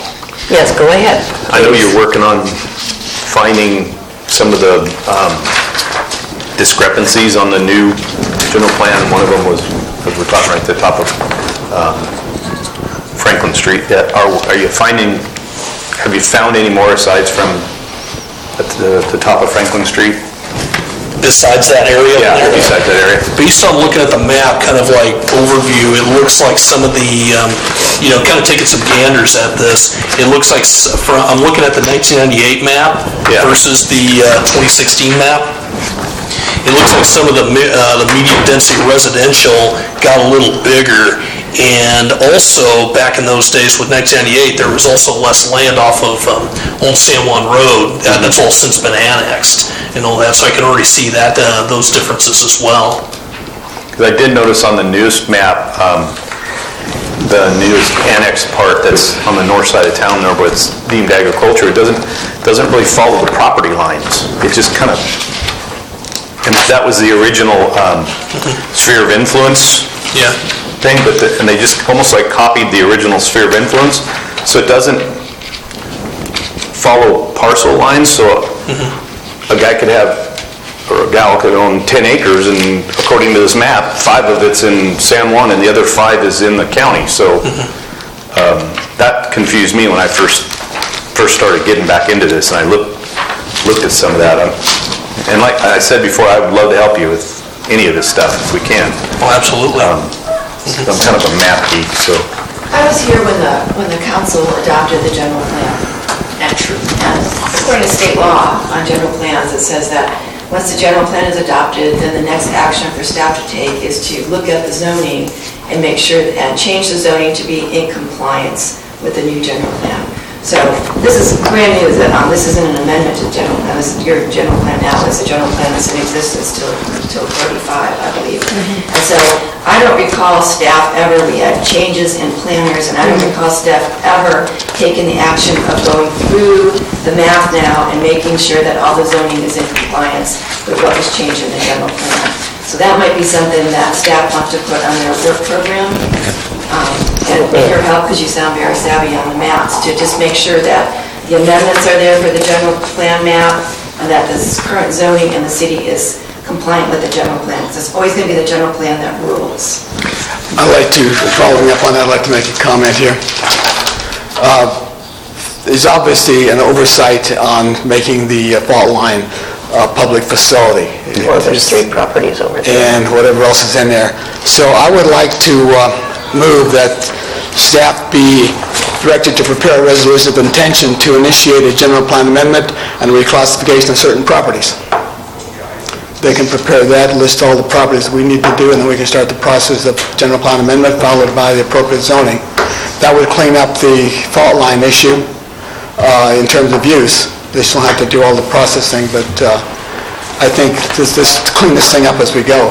And then, I said certain properties, I didn't mention anybody, so if he comes up with 2 or 3 others or whatever, we'll get a whole list of them. We do the environmental review, we approve that, get the general plan amendment, go right into the rezoning, and then we can start issuing use permits. Okay. Or whatever permits are needed. Yes. Does that sound good? Yes. Okay, I have a question about the, and maybe it's to the city attorney. So it was an oversight, I agree with you, I think it was an oversight on that, what is that area? The zoning that was... Oh, public facility. Public facility, Yeah. I think that was the oversight. For lack of a better word, I didn't know what else to put in there. Right. So when we go to rezone, No, general plan amendment first, or general plan amendment, and then we go to rezone. it's- because the zoning has to be consistent with the plan, not vice versa. Plan comes first. Okay, we amend the general plan and then we do the rezoning. Okay, and then we have to go to LAFCO to get that? No, this is strictly internal. It's within the city limits. Okay, so In other words- we can do all that internally. Yeah, my thought here is that since this is a city oversight, it's a city oversight, it was not it's not the property owner, we're the ones who let it go. Rather than have that person pick up the tab for something the city was an oversight on, the resolution of intention says, we the city are going to do the job. And then, again, that would start the process. Then the appropriate legal notices can be prepared, environmental review. You already have an environmental impact report, which you can kick right off of. And Just to clarify the process, so then you're right, there's environmental reviews, the staff would start doing a general plan amendment, you'll have to do 5 per year, so you're able to do that. Then that would have to have environmental review with it, so you could tear off the general plan EIR. Excuse me. And so then that would go to the planning commission, city council. Then it would have to come back to staff again to do the rezoning. You could probably use the same environmental review. Planning commission approves the rezoning, goes to city council for a zoning amendment, and then it's done. Okay. Can you write those steps down for me, please? I think Todd gets it, it's typical planning, you just general. I can help out. You just general plan. Just a ball was dropped somewhere It would after. start with a recommendation from the planning commission, the city council has to amend the general. so, So you're going to make a new motion here? no, my motion will hold. I'm directing staff we're directing staff to prepare a resolution of intention Okay. to initiate the general plan amendment and reclassification or rezoning, as some people call it. When are we going to get this? Next meeting? Next meeting. Just start the ball. Discussion item though, right? I mean, can we take action on the discussion? Is this something that we can That's what I add was to the wondering. city Thank you. council meeting next week to It's not a city council item, it's a planning commission item. No, it starts with, planning commission has to approve it, and planning commission is making a recommendation. So the slower process would be for planning commission to make a report to the city council, we want a general plan amendment, then it's going to go back to planning commission to approve the general plan amendment, and then the city council to finalize it. So in here, we'll decide what the amendment should be and then take it to council. Take appropriate action. Yeah. You guys know what to do. But the intent here is, let's do something because we dropped the ball. Yes. And we want to clean it up, especially so this applicant can continue. Yes, absolutely. So do we need a second to this? But can we take action on a discussion? I mean, we're creating an action. Directing staff right Directing, now yeah. to come back at the next meeting with a proposed general plan amendment that you will recommend to the council, saying, we planning commission want you to do this. So then the city council can take formal action on a general plan amendment. And do we need to vote on that, or is it just, it's pretty much a consensus? No, you can give direction to staff tonight, you're still gonna have to hear it at the next meeting. Yeah. So for an act, you give direction to staff, so that's what you do. You don't need to take. So are we so we're going to direct the staff to see what they can do to help clean this up and make a general plan amendment. It'll be an action item coming back next month for our approval to recommend to the city council that we want them in the general plan. And they'll list all, in that resolution. That's all we're asking staff to Yeah, do. any other... And they're gonna list all the things that they found. Yeah. That is, you know, we can, actually, the more you do it in one package, it costs less. We'll see that next month. A month to be able to, I think so, yeah. We'll just like, you know, Special notice requirements. yeah, special. yeah. Okay, Yeah, because there's a whole bunch of... okay. Now, because we never, and I say the city, because the city never followed up with all these steps that we were supposed to take, was it legal for us to operate as this is now a industrial park, or this is now residential, or this is when it was, I mean, is that when it was never truly been cut out and defined? So the city council did adopt a general plan and a zoning map in 2016. And they took formal action. I was here when they did it. See, this item didn't... Control. So I guess the famous land use guy said, the tail does not wag the dog. It's that, zoning doesn't control, it's the general plan that Controls. that controls. And from there on, we should have brought our zoning into conformance. We've noticed these discrepancies now, and now you're saying, well, we don't want that, let's change the general plan instead. So you're going backwards to fix the general plan. I don't think the zoning's ever been formally changed, right? So that might be... Well, yeah, that's my question, is that we have a subdivision going in across the freeway that was on agricultural land, but now it's in a residential, now it's being... That was changed in the general plan. That was changed in the general plan. Okay, I understand that, but none of the... I guess what I'm getting at is, all this process you're talking about putting us through that we have to go through right now, that was never done. So is it still viable? It was more than done, because I remember I think Carmen sat on the committees, but there was years of committees and public meetings to amend the general plan. Yeah, I understand that. I'm sorry, maybe I'm explaining it incorrectly. The discrepancies we found within the general plan map where certain areas are not... Take a fault line. Like the fault line, for example. That happened because there was not due diligence done to continue the process to make sure that all the ducks were in a row. So my concern is this, were we supposed to do all that stuff before we could even implement the general plan? No, it was... You took the proper steps under state law to implement it. Okay, that's exactly what I was getting at right there. The Constitution right now is the control and... Legally, yeah, okay. So you can just throw a shotgun, throw a shotgun effect out there and say, well, it's somewhere around here, it's residential, and we'll go ahead and we're okay with that. And this issue never came up before. Well, it should have come up. Well, it didn't, and so now that it did, we're going to clean up shop. And that's why I'm asking, a clock shop was not cleaned up, so was it legal to be able to operate as an existing general plan Everything if all else. the ducks weren't in a row? I think Mr. Franco's been in the business, and you probably have seen this happen before, because I've seen it before with the general plan. The next step, it says under state laws, the staff's supposed to go and clean up the zoning to make it compliant with the general plan. And I don't think anyone ever did. Oh, that's the part that's The missing. Constitution controls, not the old zoning. Sure. I'm just, what you said, I totally understand. I just wasn't sure if it was okay to go ahead and implement the general plan without cleaning it up before we cleaned it up. Does that make sense? Yeah, well, I like to keep my keister out of jail, so I want to make sure everything is done right. That's why I'm asking this stuff.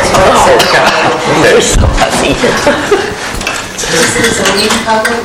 Yes, absolutely. The zoning map is on the internet. Sure.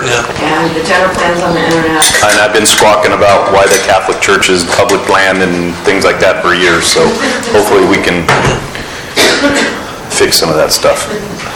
Okay, thanks, sorry, I beat the horse to death. Discrepancies, can you send them our way so we can?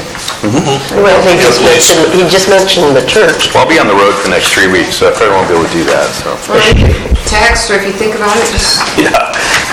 That way we You're going to think about it. We don't want to drive it down the cuts here, we Yes. try to get as much as we can. Shouldn't like what you do either. Really easy to. Yeah, no, I mean, no. GIS, right, you can identify them like that, right? Pretty much, like, I have to, locate the layers and all that. That's, stuff that we need to develop. Okay. So we can do. So we're directing staff to do this, and what other discrepancies they may have found and bring To it. prepare a resolution of intention to initiate a general plan amendment and reclassification of certain properties in the city of San Juan Bautista. That's wide open. They can list everything that we submit and that they find, and then they'll take it from there. Sorry, Todd. And did we seconded this already? We could second it, I don't think there's really a vote on I it. think we need to, We're just directing staff. It's just give staff direction. Do you want to think about That we've done. And the intention is to come Okay, back so next month. in that case, we'll not worry about the vote. See, there's no action here, we're just asking. Action. Thank you. Result of our discussion. Okay, so planner, there should be a report on current and upcoming projects. I want to comment on this first. I think this is a darn good job. Yeah, I would. Very clear, very concise, it's everything you want in a report. And I want you to know I asked him to do this monthly, so that they keep up to date with They're what's going to update it going on. weekly. According to your report, it's going to be updated weekly. I was dorkishly impressed. I was like, oh, this is so cool. Isn't it? Not calling you a dork. I was going to put some stuff up to ask questions about, and all of a sudden, there it was. And they were answered. Right there, right down the line. Yes. Yes, I do want to thank staff for doing this, and I second that. Except with this font, I have to use these stupid things. How Casa Rosa got so far without permits boggles the mind. Yes. Well, remember we gave them permission, he came to us and we said, continue on, and did they never come in and file a permit? Did they never come and ask? They just started getting the place up? Folks, do you want me to just give you a quick briefing on all that, just like before? Yes, that would be great. All right, first off, once again, Todd Kennedy, city staff here. I just want to say my name for the record. Who are you? Sure, keep it consistent. You work here? What's that? You work here?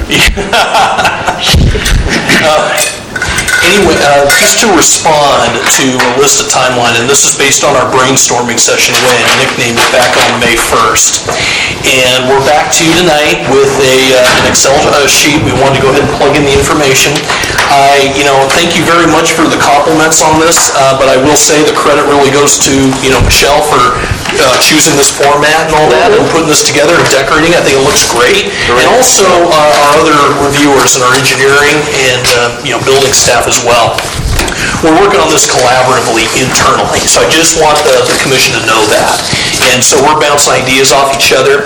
I do have a report here from our building division representative. His name is Tim Pershel. I'm sure some of you may have met him already. He and I work together very closely. I'd like to maybe just read off a statement that he gave to me as just kind of a report from the building side, if I may. The building department has been working to issue permits and perform inspections throughout the city. Notable projects include the Rancho Vista subdivision that is currently under construction with 13 active permits and an additional 12 permits undergoing plan check. Throughout the town, we have seen a moderate turnout for building permit applications, mostly re-roof permits and remodels primarily. We have had discussions in regards to the potential work being done in the historical district and have implemented mandatory reviews of the historical inventory on all permit applications. In addition to this, we have issued a stop work order on the Casa Rosa project in early April. There has been communication with the owner of the property in regards to his plans, and the city is considering further action to ensure the integrity of the building given the demolition that occurred without the city's knowledge.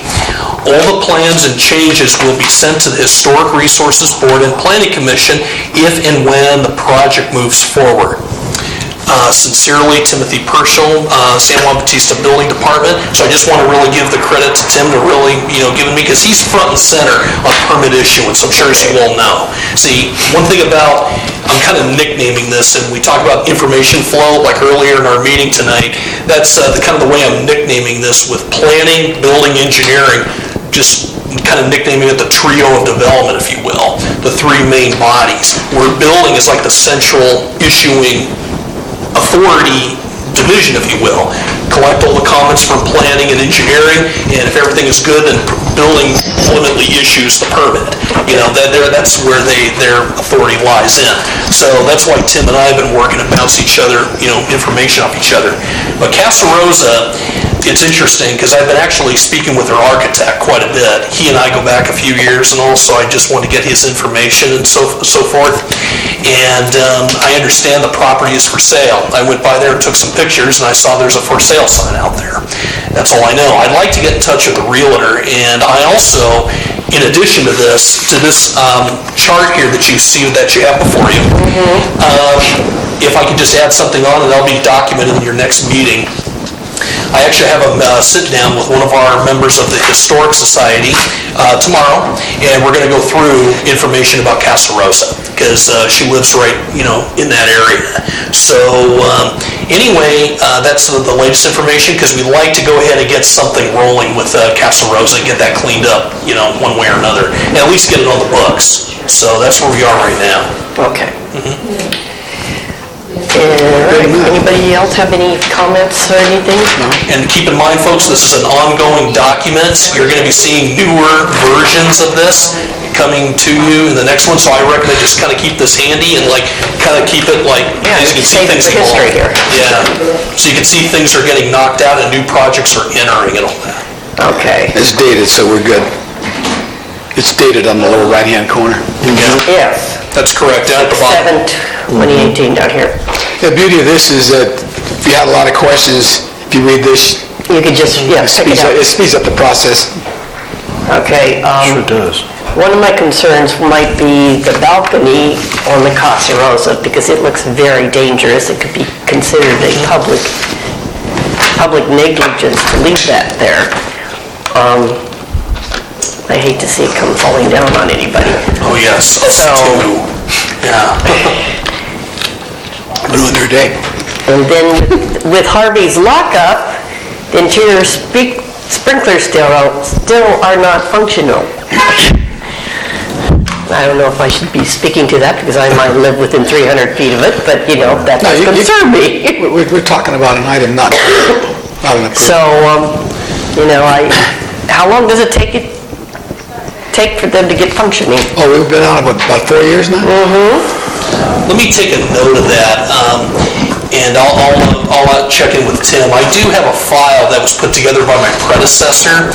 I didn't have time or have the opportunity to go through it in detail, but I understand once again, permit issuance and all that, that's kind of a question mark right there. I mean, I don't want to say yay or nay right now at this point, but I'd just like to say that's a question mark, but there has been review done on Harvey's lockup. So far, myself personally, I've not spoken to anybody representing Harvey's. We talked about revocation of permits when we started this thing. And if it continues, I mean, we can always report back to you next meeting, just simply saying, look, this is the information that we're up against. No action or what have you on various projects. Would it be okay if we revoke permits? Or something.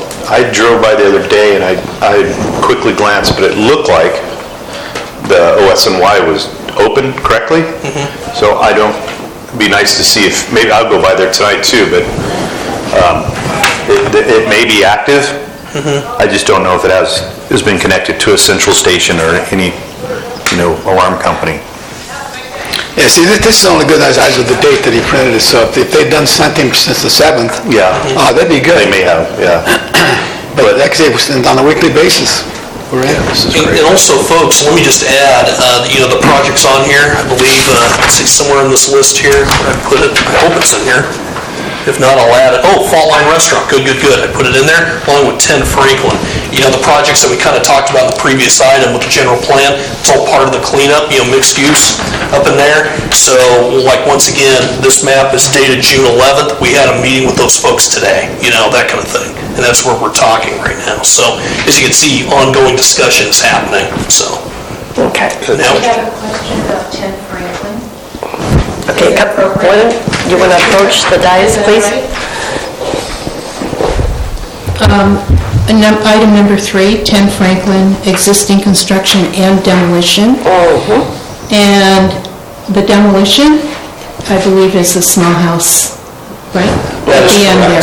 That's correct. And I just need to let you know that that is also listed in our inventory. That's correct, I came across it. So he needs to he needs to hire an architectural historian to see if that property is historic or not before it's demolished. Understood, and, let me just add something in.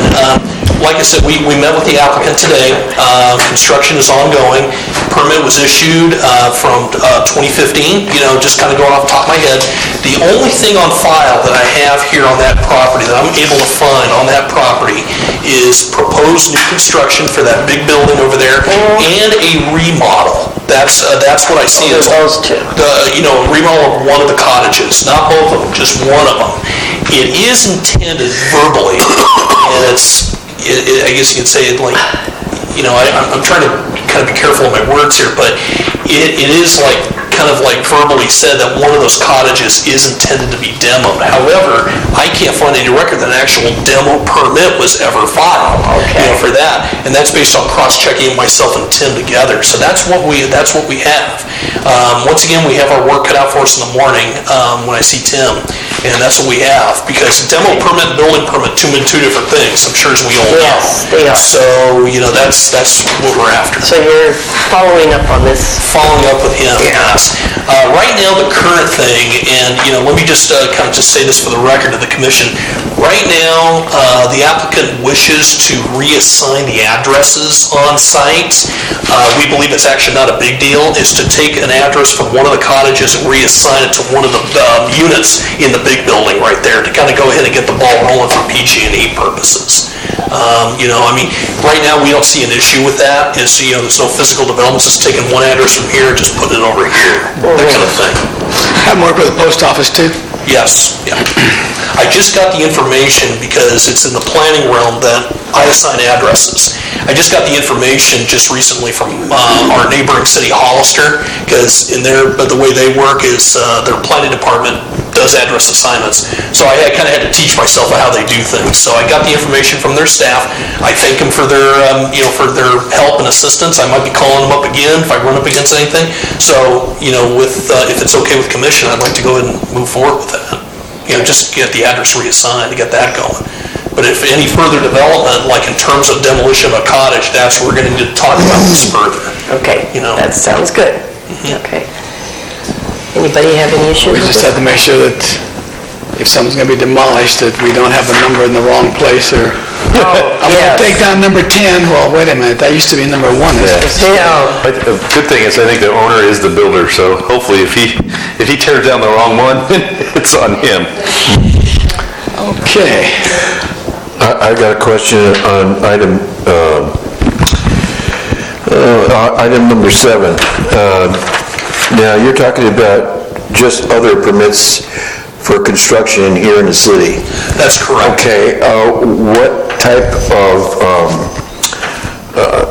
oversight do we have on that to make sure that people just don't walk up and start doing interior designing and demolishing buildings and stuff like that? So is there anything from our staff that says to watch out to make sure that people do have permits of those things that are permittable? What's being done there as far as... Right now, I guess you'd say, we're fine-tuning our process right now, but I can tell you this, is that, our building department, building division, they're the ones that determine, what requires permits and what doesn't, that kind of thing. If something does require a permit and it's being constructed without a permit, we hear about it, we're going to act on it. And that's, hits Casa Rosa. So if the public wanted information on permits that are active, yes, that's open public information. We can walk up to it and say, I'd like to see a list of your permits because I'm suspecting that I know a neighbor or I know somebody that might be doing some work on their home and I believe it's permittable and I believe that they don't have a permit. How can I check for that? Or anybody for that matter. We do have a data system internally. It's all digitized, and it's our permitting tracking system that we have. I'm going to say, to answer your question, let me just answer your immediate question. I'm going to say I believe so. I'd like to go ahead and get the definitive answer, and I'd like to follow up with you on that. I don't want to say yes and be wrong. I'm just trying to be careful here. I'm just worried about enforcement. Yeah. To make sure that we do have coverage and oversight on that. As far as that goes, what is subject to historical, what is subject to, built to code, yes, what have you. Yes, Ms. Bonk. Sorry. I know some other cities, just following up on that, some other cities require posting of a notice on the building that, this thing has been permitted. Maybe there's even a brief description of the project. Good idea. And a lot of cities do require that. So that would be one way to know. Like Casa Rosa, if they had... It should be posted out. It's like real estate sign or something. It being a high-profile type of building. And thank you very much. I appreciate that. And actually, in my previous experience, like even for entitlements, whether it be a conditional use or a variance, there would be the posting outside the site. And it'd be the hearing is scheduled on this date at this time, contact the planner, here's the name and number, that kind of thing. So that's for entitlements. So. Okay. Okay. Let me go ahead and make sure I got my note down, to follow up with you on that. Okay, kind of like a log, if you will. Yeah, if you need some help on that, I'll be happy to help you. All right. I don't think I'm going anywhere shortly.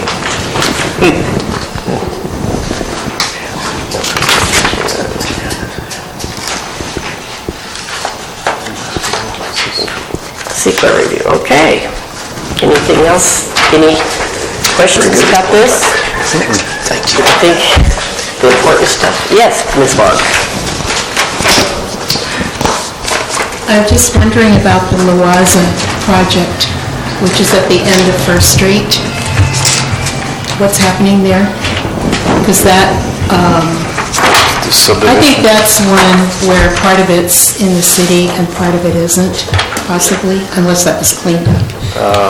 No, that's correct. I think it's all in now, I think, because... I live next door to that, and I can tell you for a fact, part of it is agriculture and part of it is city.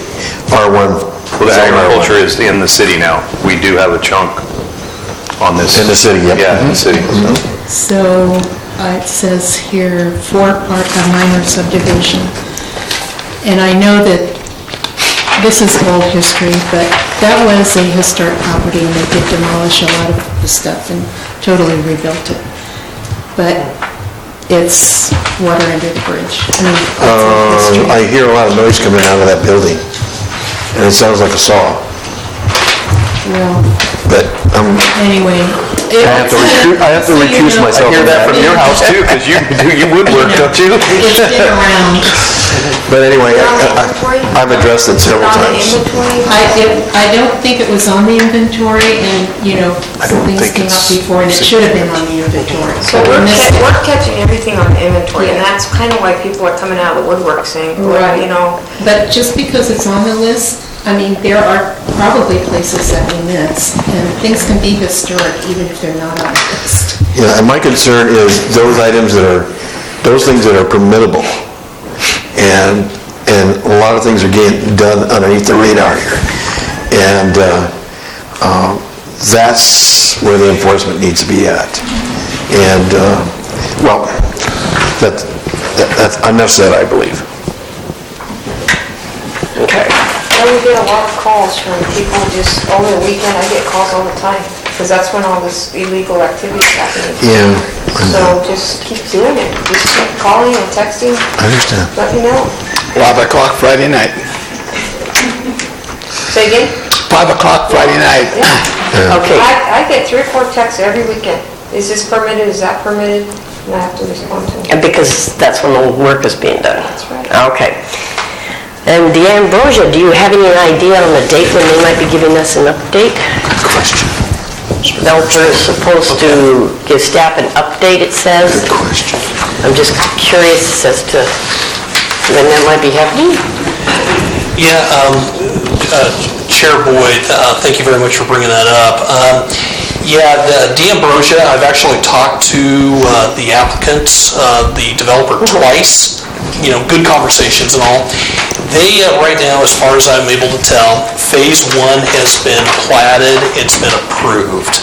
I have the Mylar copies that have all been signed and so forth, but the Phase 2, which is the bigger parcel next to the sewage treatment facility, right up in there, that one is still yet to come. We anticipate it, and actually, my file of it is actually on my desk. We were looking it over just today. He is actually unsure of when he plans to come in next time and begin the platting process. He'd like to get some information and I should say information on his end taken care of. Kind of the business on that one to help make it happen. He intends to finish it up. He just is not sure when. So first phase approved, meaning basically just the preparation of the lot, or? He's got property rights, right? Yes, that's a subdivision. He can do it anytime he wants to. I know Well, it says phase.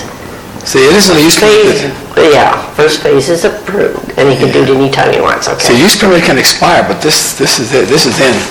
Okay. Actually, subdivision plat map, just want to make sure. Yeah, I heard conditional use in there. Oh, no, this isn't a use permit. This is a subdivision map with property rights in perpetuity. All right. Never mind. That's what happened on the 7th Street, the 4 lots. All right. And then this new development on 1st Street. At the old, which one? Right here, Lois. Dickies. Yeah, Carl was just talking about. Okay. We were just talking about. 4 lots of Okay, okay, thank you. I got one more item. What about the gas station? Which? And everybody's looking at me, what gas station? The Arco gas station across the street? No, it's a gas station. It's not an Arco. Harvey Douglas project. We don't know if it's an Arco or a 76, but there was a proposed project to put in a gas station on the Alameda, which is across the street from the windmill. And that's not listed on here. It should be. All right. It's in a lawsuit right now. Yeah, but it should be on here. And so is the brewery at one point in time. Yeah, That's number 9. No, the brewery's out now. We pulled their permit, correct, and then, yeah. Yeah, we put it. Yes. Yeah, but no, the mini mart setup, it's gonna be, that's a battle with Caltrans right now from what I'm hearing. Oh, now it's Caltrans. Well, it's been Caltrans. Okay. That's the last I heard. Okay. Through the grapevine. Through the wind, yeah. Through the wind. Well, I would like to, as far as the commission's concerned, whatever we decide here when it comes to any of these items, that information comes from staff, to begin with. I appreciate the fact that we as commissioners, I'd like to go out and see all these things being done and stuff like that, but I'm hoping that staff will be on top of things and asking us to help you with any decisions you might have to make first. Okay. Because, we need to get it all at the same time, rather than one of us going out and finding out and reporting back. So if any one of us, I feel, needs information to be disseminated in this meeting, I think they need to bring that to staff so that we can put it on the agenda if anything for discussion. Yes. And okay. And we have parks. Are we finished with Stephen? We have a parks strategic plan report now. Okay. Again, we're going to have to figure out what the workflow should look like. Good. Anybody have any idea who put this on the agenda? Is this on the agenda? on our discussion. I just don't know what, so I can give you an update about the Parks Master Plan Task Force. Well, it's a and kinda discussion item. telling you. What it says on the agenda. Yeah, I'm just not sure what the staff report Hold on a says. second. Go to 7C. Yes. It says Park Strategic Plan Report. To the council. We had an email, John was sending this. I don't think this is supposed to be on the agenda. Okay. I know that I'm supposed to be giving our strategic planning committee report to the city council next week, and that report has been prepared by the... Well, it's because it says it's to the council, I'm thinking it is, and her recommendation at the bottom, with the council's agreement with these transfers. Unless it's, I did put it just for discussion, for people to be aware of. I think it's a mistake, guys. Okay. Sorry. It's okay, and I can just tell you the Parks Master Plan Task Force is going to be suspending meetings for June, July, and August while we focus on our surveying campaign this weekend. The chair of the subcommittee that houses the Parks Master Plan Task Force will be at the Welcome Center. We are also going, in July, we'll be having, and that will be our surveying event for the month of June. We'll have a surveying event at the library in the month of July, and a surveying event at the post office in the month of August. And so we'll be giving the community multiple, and we're putting it out in the water bills. We're attempting to get it out to the school. We've translated it bilingual, so that basically we're giving the community ample time to be able to respond, and then we will pick up meeting again and basically going over all the survey results that we've gotten online and also in person in September. Okay. That's the report. Thank you. So I think the item listed on the agenda was appropriate, but the materials was not, so that she could give a report. Right. You were planning. I think they switched. I think the report that I was supposed to give to the council got agendized for here, and then the report I was supposed to give here didn't get on the agenda. I think you're... Well, thank you, and sorry about the mix-up, maybe. Yeah, it's okay. Since it's about the strategic planning committee, can I talk about placemaking? Because that's kind of about parks. It's What's place-specific part? Well, part of the placemaking, which is what the presentation was about, talks about the creation of places. So that's either having events at current parks or the special events downtown. One of the work plans that was approved was the creation of the San Juan Bautista City Farmers Market. The public art project was part of that also work plan, and so it was, the presentation was basically just about talking about what placemaking is, and how multiple work plans in the strategic planning for 2018 relate to placemaking activity, and then tying that into where the public art project would be an action of a placemaking activity, pretty much. That would be temporary, but there are also permanent placemaking activities that we could be doing. So that was summation in 30 seconds. Thank you. Thank you. Appreciate that. Comments and reports. Planning commissioners, any comments and reports? Good. You're good? Everybody's good? thank you for all the hard work. We appreciate it. You're very welcome. Thank you for your assistance on that, pulling us together. Okay, city planner, you have any comments and reports? Maybe just to kind of dovetail in, myself and Mandisa, we've been working together on the strategic planning committee. I've been chairing, all together. My goal is probably all the subcommittees just sitting in, seeing how things are going. And also we're working, proactively with the survey, setting up the survey. So we're sending them out in the water bill. And I'm actually almost done with the bilingual version, getting ready to be having that distributed to the school and also places here in town. So we're getting that all done, and then I received numerous responses already. So. And are these surveys being collected then here at City Hall? Yes. Oh, yeah. okay. They're being sent back, and then also based on. It came in the water bill. Yeah. It's a pink sheet. Yeah, I did it.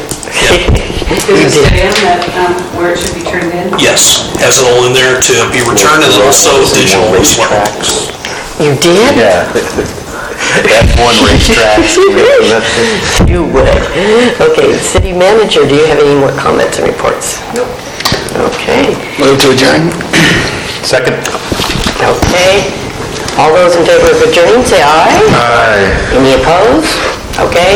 Ayes have it, and we are adjourned. Thank you. Yeah. Appreciate it.